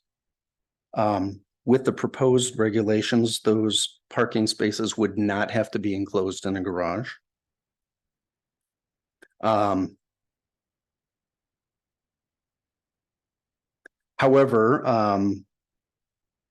the proposed project that was presented at the PAC meeting, or the pre-application consultation, just for a note, they actually were proposing quite a few of their parking spaces to be enclosed, just because in the market, that is what folks are desiring and what they want. So most developers will put enclosed parking spaces in their project, whether it's required by the code or not. Okay, so on to the next. Can I ask one quick question on that, just so that, for clarification? Yeah. So enclosed, what about covered? Is that part of the enclosed, or is that a separate? So the way staff was interpreting the existing code that's that exists today, it's called enclosed, which we are interpreting as garage, not covered. So that's our interpretation. Okay, so let's take a look at this same project if it were to develop in Longmont. So in Longmont, the parking code that's in place would require approximately 109 more spaces than Mead's current requirements. However, it would require 44 fewer parking spaces than Mead's proposed parking regulations. And as a note, Longmont does not require multifamily parking spaces to be in garages. Again, I'm going to use a real world example from the city of Longmont. Although Longmont's parking regulations do not require enclosed parking spaces, you're going to see that most of those projects in the real world will actually provide some of those spaces in garages or covered.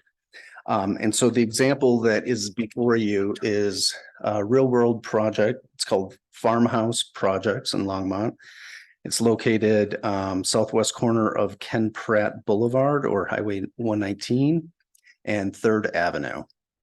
And it's approximately, whoops. Did I do that? It's approximately 14 acres in size.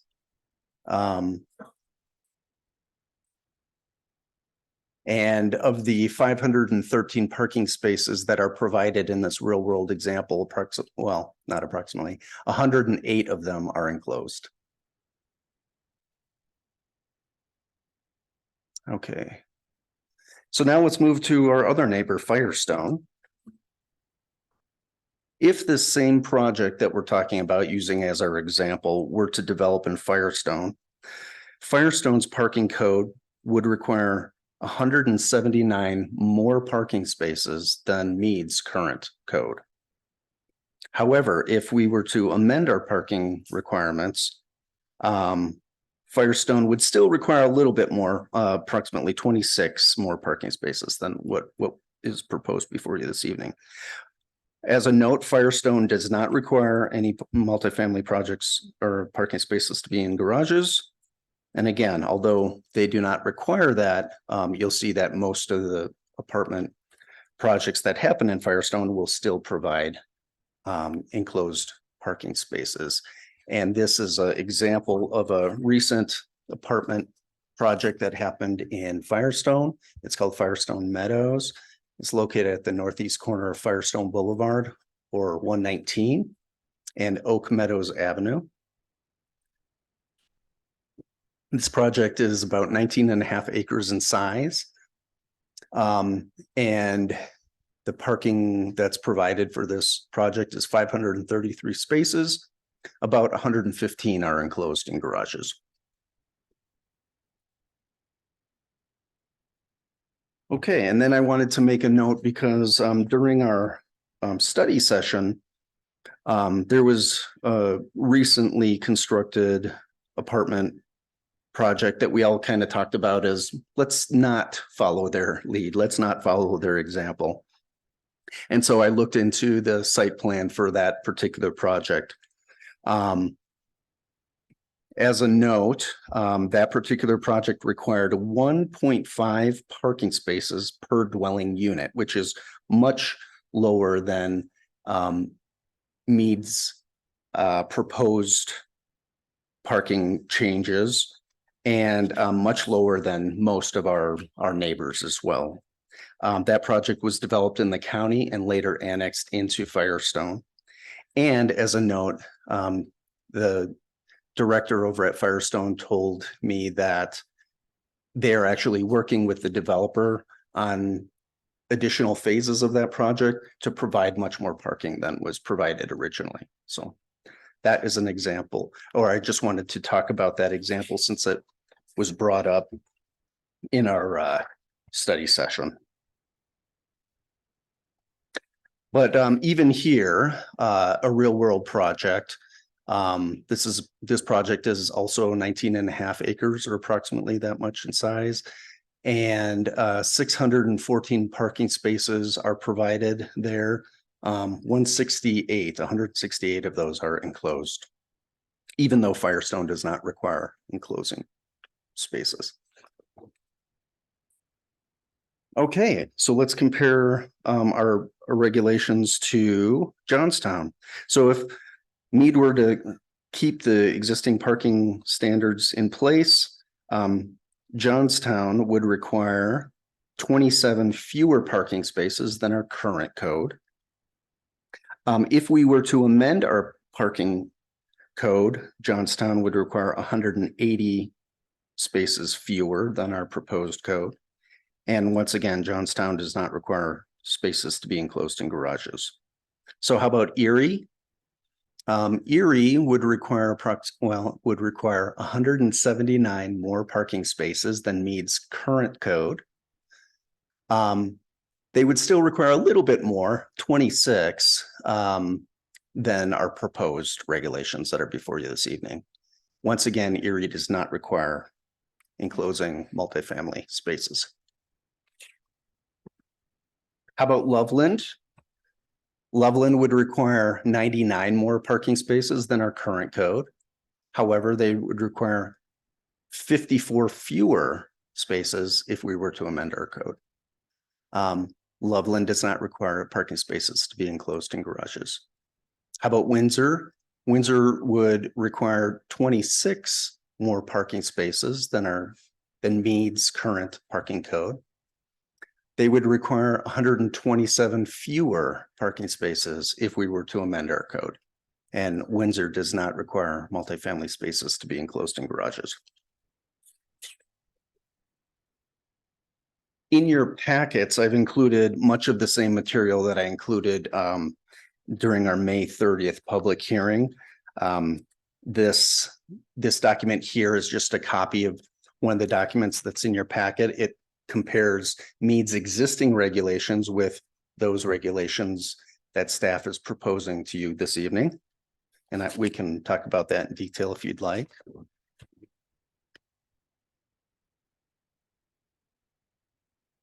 And once again, I won't go over this in detail because I did at the last meeting, but in order to amend the code, Mead put together 4 criteria that the town can use to justify amending the code. There are 4 different criteria that can be used. Only one of those criteria needs to be accomplished. Staff believes the proposed regulations before you this evening actually fulfills 2 of those criteria. The first criteria is that the proposed revisions will accommodate innovations in land use and development practices that were not contemplated at the adoption of this article. And the other criteria, to further implement the goals and objectives of the town's comprehensive plan, most specifically that goal and objective to provide that missing middle parking.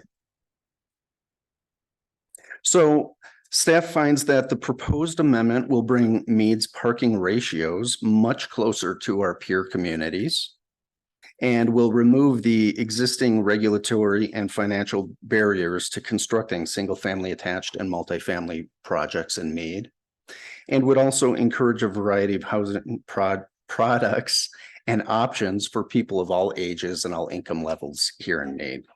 And so staff recommends approval of the proposed parking code amendment. And I will be happy to answer any questions if you have any. Thank you so much for your time. Jason, thank you very much. I'm going to ask any members of the public that would like to speak on this matter. Request, please adhere to our public hearing guidelines, and if you're with us virtually, please raise your Zoom hand and start by stating your name and address for the record. Is there anybody that would like to speak tonight during this public hearing? Seeing none, we will turn over the questions and comments to the board. Anyone would like to speak? And Brett, Jason, thank you very much for putting the time into this. I Absolutely. know we've talked, this is our third time together, so thank you very much for accomplishing what we asked you to come back with. So thank you very much. Absolutely. I hope it helped. I think it helped me to Yep. understand it a little better. But So thank you very much for broadening information for us. absolutely happy to do it. Herman, anyone? I No, was gonna David? just Okay. say thank you again for adding to that, because I was on the phone driving when the last presentation was and didn't quite get the gist of how it was going to impact or not impact us. So this presentation, excellent. So thank you. Great. Thank you so much. I'm glad. Thank you, David. Herman? Jason. Yes, how are sir. you? Good.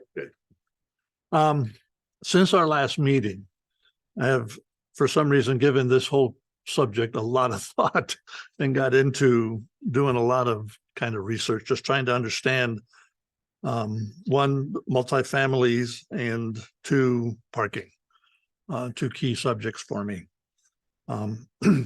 Your presentation today has helped fill a lot of blanks for me, Oh, good. but I still have a couple. Okay. So, and I'll just start with the proposed regulation. You're still at 1.5 parking places per 1-bedroom units. On 2 parking places for 2-bedroom units and 3 parking places for 3-bedroom units. I'm still not feeling like that's enough. I've done a little bit of research that says in Colorado, the percentage of households with at least one vehicle is 95%. And the average number of vehicles per household is 2.5. If I'm looking at that kind of an average and apply that to a 1.5 parking place, I'm going to have some leftovers. I'm going to have some additional vehicles that don't have space. First of all, I'll tell you, it doesn't matter to me whether they're enclosed or not. I'm just looking at the total number of available parking places. So Sure. whether the developer wants to build them enclosed and sell them that way, that's his thing. But even like what you mentioned, that Gateway that had 614 spaces with a significant amount of those being enclosed as well. And only like 264 units that's being covered. And it's still not enough. It still bleeds over onto the streets, so on and so forth. So I'm still not comfortable that 1.5 units or 1.5 parking places for units is enough. I'm almost at a point that says I'd like to see 2 parking places per 1 bedroom. Wow. Because very few people, very few couples don't have a car themselves. So I'm sure when we originally did the code years back, it was probably a whole different thing, but right now, everybody has at least 2 cars in their families. So 1.5, what do I do with that? Where's that other half going to come from? So I don't know the answer to that, but I don't think 1.5 is still enough. So I'll open that up for discussion with the board to see if they feel that that's enough. David. So just had a question on what you just proposed there. So asking couple versus single. So your 2.5 cars that you came up with, that was, well, okay, sorry, the stat that you got. That is based on a house, which is I'm taking 2 3-bedroom home versus a single apartment. It doesn't say, all it says is just an average number of vehicles per household. Yeah, it's a house. It's a house. Okay, yeah, because I was just I just wrote down single or couples when you were talking more of the 2-bedroom and 3-bedroom apartments. Go with the 2 cars or 3, so basically 1 per bedroom, and then the single 1-bedroom apartment has 1. So I guess I'm trying to figure out, are you thinking that it's all gonna be primarily more couples in single bedrooms than a single person in that, and that's why you're wanting to increase it from 1 to 2? Is that 1.5 to 2, sorry. Yeah. Okay, Another piece of information I dug out is for multifamily buildings, the number of required parking spaces is commonly linked to the total number of units. okay. And the 1.5, so let's just say there were 25 one-bedroom units in that. And at 1.5 of that, so in the 25, how many of those would be couples versus singles? Do you not think that the 1.5 would accommodate the additional where there would be a couple for that 2 cars for some of them? I don't think one would have to accommodate that, even if Okay, all right. if I use basic examples, most of the examples you brought out, one bedroom seems to be the predominant number of spaces or the number of units. Why don't you go back to that slide that you have a proposed for where we are and what we're, it's like the second or third slide. Keep going.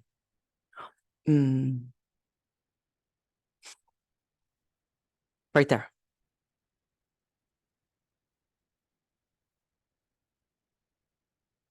I disagree, Herman. I think that we're gonna price it out. You're talking about how many is that? 138 versus 207. Yeah, I mean, we've gone up so much. 207 for From- 138. Yeah, You see, think it should be 276? wow. I do not agree with that. Yeah, I don't I either. don't think that an extra 70 spaces is going to be active. Right? But let's look at the impact of not providing enough parking spaces. And what impact it has on the town, right? So you've got now bleed over for parking some places. You've got increased cost to the police department because it has to now patrol that, deal with abandoned cars, deal with additional crime rates of cars being broken into, things of that nature, because you have them out on the street. And that's an impact to the town. And frankly, we don't get anything back for that. You put an apartment building up there, the town doesn't get anything minus a few property tax dollars. That's about all we get. But the responsibility grows for us. So are you proposing 1 bedroom for 2 parking spaces and then bedrooms 2 bedrooms for 4 parking? That's what you're saying, 3 bedrooms for 6 parking spaces. Well, So that's what I'm thinking, what you're going with is 1,000 surface parking spaces for, I don't know, 300, I can't remember. I hear what you're saying. Right, I mean, so we're taking into consideration a parking space. Sorry, lost my train of thought, sorry. It's okay. It's 1.5 parking places for a bedroom. Yeah, okay. That's what we're proposing. Am I interpreting that Well, correctly? so the way we're breaking it down is we're requiring a certain number of spaces per unit, depending on how many bedrooms are in that unit. So in this particular case with 1-bedroom units, a lot of those units are just going to be a single person with just 1 car. Well, I would tell you a lot of them are going to be a couple. Right, With 2 exactly. cars. And that's, but if you compare all of our peer communities, the only community that would be proposing more than 1.5 is Loveland at 1.75. Yeah, don't they compensate for that by having fewer spaces required on the upper end, if you look? So you're penalizing the ones that have more bedrooms. So this is just the way that regulations are written is generally you require a certain number of spaces per unit depending on the number of bedrooms in that unit. And this is, we looked at all of our peer communities, and we remember at the work session, we brought in those developers with those 2 different multifamily projects where they do a lot of multifamily development projects all up and down the Front Range. And they helped us to take a look at what we were proposing, and we actually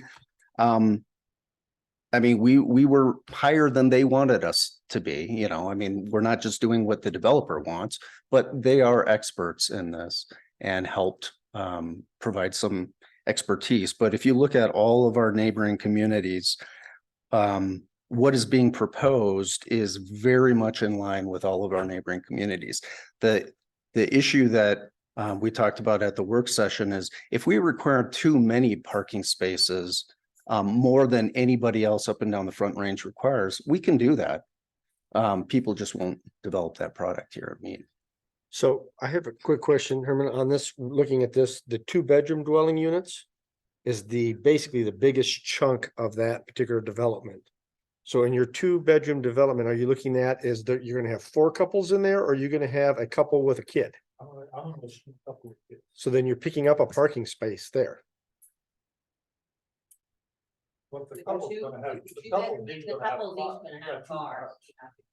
That's one. Then in the 3-bedroom, you're picking up a space. Sorry, yeah, but there's not that many, there's only 18. I was just looking at the math on the 138, and if it's 138 and 50% of those have single people in it and 50% of those have 2 people in them, it works out to be exactly right. There's exactly 2 for the 2 and 1 for the 1. So do it now with 75% with 2 people in it, and see how it works out. Well, it's gonna be, Sure, it's that's gonna be fine. shifted, You right? can throw the numbers. So- Exactly, but I think you guys kind of got to balance it out. Realism, though, I think, is that most people in a 1-bedroom apartment are gonna be a couple. Yeah. Whether they're married or not, doesn't matter. Or is the concern being not the residents themselves, or are you talking friends over or things like that, or somebody? I thought that Okay, so that matters not to you. Okay, the residents have- Okay. Their view. okay, all right. Deb, Okay, Deb has the phone. Deb has the floor. Deb. what do you do with 1.5 parking spaces? I would like to know what you do You ask him. with 1.5 parking spaces per unit. I'm not following the question, I'm sorry. Oh, okay, you've got 1.5 parking spaces for 1 bedroom. What do you do with half of a parking space? Oh, so if they came in with a number of units that had a fraction of a parking spot, we just round up to the next whole number. Based on I think what you're saying is, if you in a 1-bedroom, you get 1.5 parking spaces. That would be 2. I mean, Average, right? right. So if you had 10 1-bedroom units, So it might be 15? yes, Okay, but who do you decide that gets that extra parking spot? this Are is for an apartment. So we're not talking about assigned parking here. First come, first serve. It's a Okay, surface so then parking. the person that rents a place there and supposedly you get 1 parking spot for 1-bedroom unit and they don't get there in time and somebody else has got 2 cars for 1 bedroom, they're stuck out on the street parking.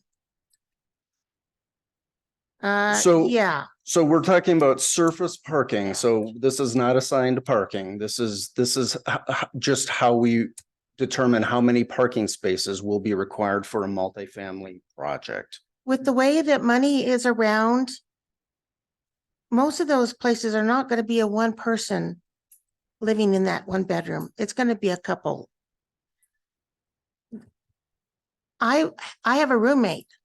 I don't live in an apartment, but I would have to have 2 parking spots because we both have a vehicle. So, if I was married, I'd have to have another parking spot.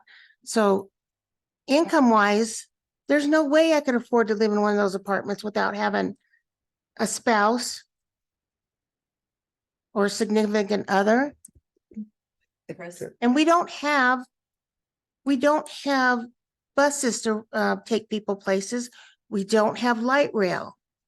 People depend on their vehicles around here. Mhm. Even bicycles are not going to get you around where you need to go in our rural area. I think you have to look at it as as a calculation and not as an assignment. Right, right. It's used to estimate how many cars are going to be in the parking lot for this number of vehicles at one time. And I can give you a real life example. We lived in Ute Creek Apartments and we had 2 vehicles. We rented 2 garages, but neither one of the garages had a car in it. They just had stuff because we both had 2 households to move. So we basically took 2 parking spaces away from the total. So you had 4 spaces. Yeah, I had 4 spaces technically. Somebody didn't have to. Yeah, and some, but they could have, rented the garages. We rented the garages. I paid extra for Well, those. But that's kind of the whole calculation comes out to, we got our 1.5, we got 2 because if you do this calculation, because we lived in a 2-bedroom apartment, but there was still only 2 of us there. And we used the other one for an office, and that's the way it was. So it's just a calculation that's used to come up with an average number of people that are going to be parked there at any given time. And if this goes up, it'll go right to the residents, who rent. That is correct. It's going to raise the rates of the rent if you decide to do more than what is proposed. Just basic economic. Always gets passed on to consumers. Yeah, that's it, I get that, but I don't know what that plays into the thing. Well, It does for the developer. here's what I'm looking at. So you added for this particular scenario, you have 138 1-bedroom, 174 2-bedrooms, and 18 3-bedrooms. That's 330 units. Based upon the parking spaces, that's 675 parking spaces, surface parking spaces available. You divide that by the units, that comes out to 2 spaces per unit. Mhm. So there's your 2 overall from the 1.5 on some, and there's only 18 3-bedroom dwellings anyway that have to have 3. So it averages out where it is the 2 per unit. So you have a couple, there solves your problem. How you just said it's for couples. I mean, mathematically, you might look at it as a solution, but the realism is, if I look at Gateway, they probably have 2 mathematically as well. No. They have a ton of cars on the street, But it's more or less what the things you can't account for, just like what was just brought up. Somebody rents the covered or the enclosed and then puts stuff in it, not their car. You can't plan for that. Manager control that, but I can, by adding more space, improve the situation. Oh, because maybe more people put stuff in garages and still park out on the street. You're not necessarily solving it. You can use that same argument to say, let's not put any parking places at all. Well, I think the average here that they're proposing is I think it's fair. good. It's fair, because otherwise, like was being said, we're gonna pass on this to consumers, which the rent is already astronomical. I don't understand where the rent's coming in. Somebody's got to pay for it. I know, why is the town concerned about that though? Why do I thought we were trying to look at providing reasonable, affordable housing as well, so that, it's not all just, more, I mean, these rents are almost as higher than mortgages. So, Why do we really think that an apartment building going up in Mead is going to, the developer is going to provide low income or affordable housing? it is a part of a requirement to provide some of that. So based on that argument, just to be clear, if we're going to say we don't care what a person's paying for rent on an apartment, why do we care about the parking at all and the apartments in general? You're saying we just want houses, which is the argument we've already been in, that we have all these houses, but we need to attract something else. If you're going to say, I don't care what the rent is for an apartment because I want more parking, they're not going to build it. They're going to build the houses instead, which people can't afford anyways. You're just going to we'll keep pummeling down this rabbit hole of what it is. We have to stop looking at it as people. We need to look at it as space and the parking spaces. Because the problem is we keep looking at people. A person like me and 99% of the teachers who work at Frederick High could not afford to live in Frederick if the rent goes too high. They can't afford to live anywhere nearby. They require their spouse to make more money than they do, to just exist. So we have to look at it. We can't look at the money necessarily, but we need to be aware that if we're going to up it to 800 parking spots, they're not going to build these apartments. They're going to build a house they can't afford. And then we're going to wind up with giant houses that are empty because nobody can afford them. The teachers can get subsidies for apartments. That's nice. That takes care of teaching. Public workers can get subsidies for apartments. I can get a subsidy for an apartment. I can't get so.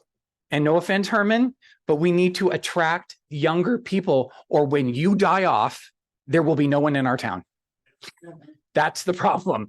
The problem we keep running into is the older generations, and this is no offense to anyone's old. I'm so sorry that this is coming out horrible.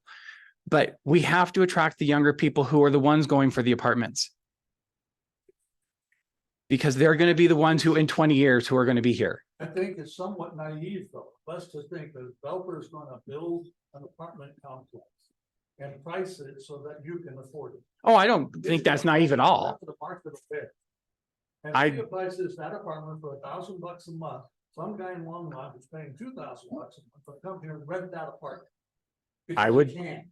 And there's nothing left for you then at that point. So there is some point in place that we have to be able to manage the development of some of this stuff. Because it's not as easy to think that they're gonna build all these apartments and they will come and we're gonna just rent them out cheap and take care of our problem. Because that's not real. Developers are in it for one reason and one reason only, make money. Okay. And so they Herman- could care less. Okay, all right. Thank you for your comment. Any, David, anything else? All right. Trish, and then I'm gonna call a question. Call the vote. I just had one. So we're only addressing up to 3-bedroom units. And here's why I'm thinking, when you get to the 4+ bedroom units, my son lives in a 4-bedroom unit up in Fort Collins. And guess what? There's a young man in each one of those rooms, and each one of those boys has a car. It says in the code that it'd be 1 per room. It says 3 parking spaces per unit, 3 or more bedroom units. So where did you see that? Let's ask. So I'm just asking, does the number of spaces increase if it's I realize your example doesn't have any 4-bedroom units, but typically if you're looking at 4-bedroom units, you're looking at people who are going to be sharing, probably older people that are going to be sharing those rooms spaces. What do we do with those? Does it increase incrementally with each added bedroom So or we, not? yeah, 3-bedroom units or more. So if it had 4 bedrooms, So it's, even if it has 4 bedrooms, it's It still would- only going to require 3 spaces. that's correct. That's pretty typical. If you compare it to all the other communities, that's typically how they do it. All right. Thank you very much. You bet. I'm gonna call for a vote. Because we've talked about this for 3 times. So, and I think that everybody has given their discussion points and everybody's heard them. And is there a motion regarding ordinance number 1037?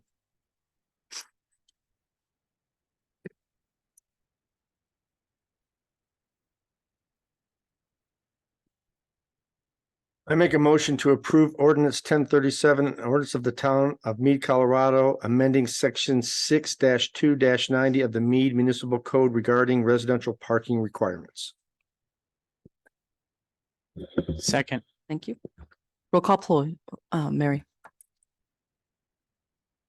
Mayor Pro Tem Cartwright, Yes. Trustee Adams, Yes. Trustee Schranz, No, Trustee Harris.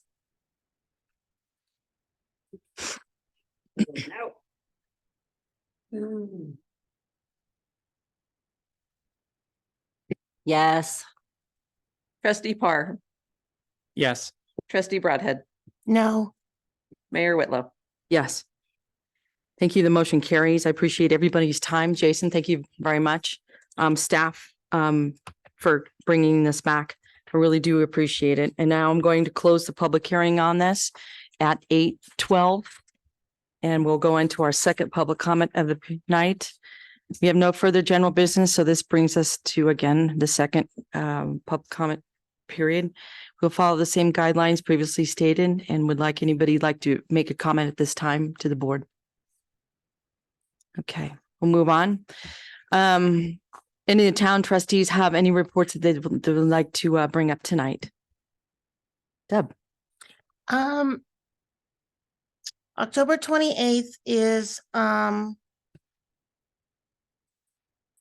First Responders Day per President Biden last year. So I could not find a proclamation except for what he wrote, and it was. So I just want to bring up that the October 28th is First Responders Day. Did we kind of craft something for the next meeting to? Our next meeting will Fine. be October 30th. Yeah, it's past it. Oh, That's why I brought okay. it up today. okay. All right, maybe we could have Lorelai do a social media. Social media post on it. Would that be okay? I'm looking at her. Look, since Lorelai's not here with us tonight, so. No, that's a Or great if idea. she is, if you're hearing us, Lorelai. She is online. All right, keep smiling. Here we are talking about you. Anyone else? I do. Okay, Chris. For the next month, all of the schools will start their performing arts seasons, choir concerts, band concerts, plays. For the next 30 days, you can pick a high school and one of them has a play, concert, musical. And they begin their process into starting to competition. The theater department's competition is the second weekend in December. So there are 4 of the schools are going to be adjudicated to be considered going to the state conference as well as the national conferences for their shows. So please get out and support them. Great. They don't get any money from the school. All their ticket sales is how they make their money. Nice. Thank you, Chris. Okay, anyone else? Okay. I just want to say thank you. I'm very grateful to be here with all you tonight, and I thank you staff for being here. I know that Sergeant Holcomb was here, so please make sure that all of our officers. Oh, back. thank you to all of you to keep us safe, and thank you, Helen, for a great staff, and Marcus, thank you for being here with us tonight. Is there a motion to adjourn? Second. Roll call, please, Mary. Mayor Pro Tem Cartwright, Yes. Trustee Shranz, Yes. Trustee Adams, Yes. Trustee Broadhead, Yeah, Trustee Parr, Yes. Trustee Harris, Yes. Mayor Whitlow. Yes. October 9th, 2023, regular meeting of the Board of Trustees is now adjourned at 8:15. Thank you very much. Please be careful going home on our nice highways. All right.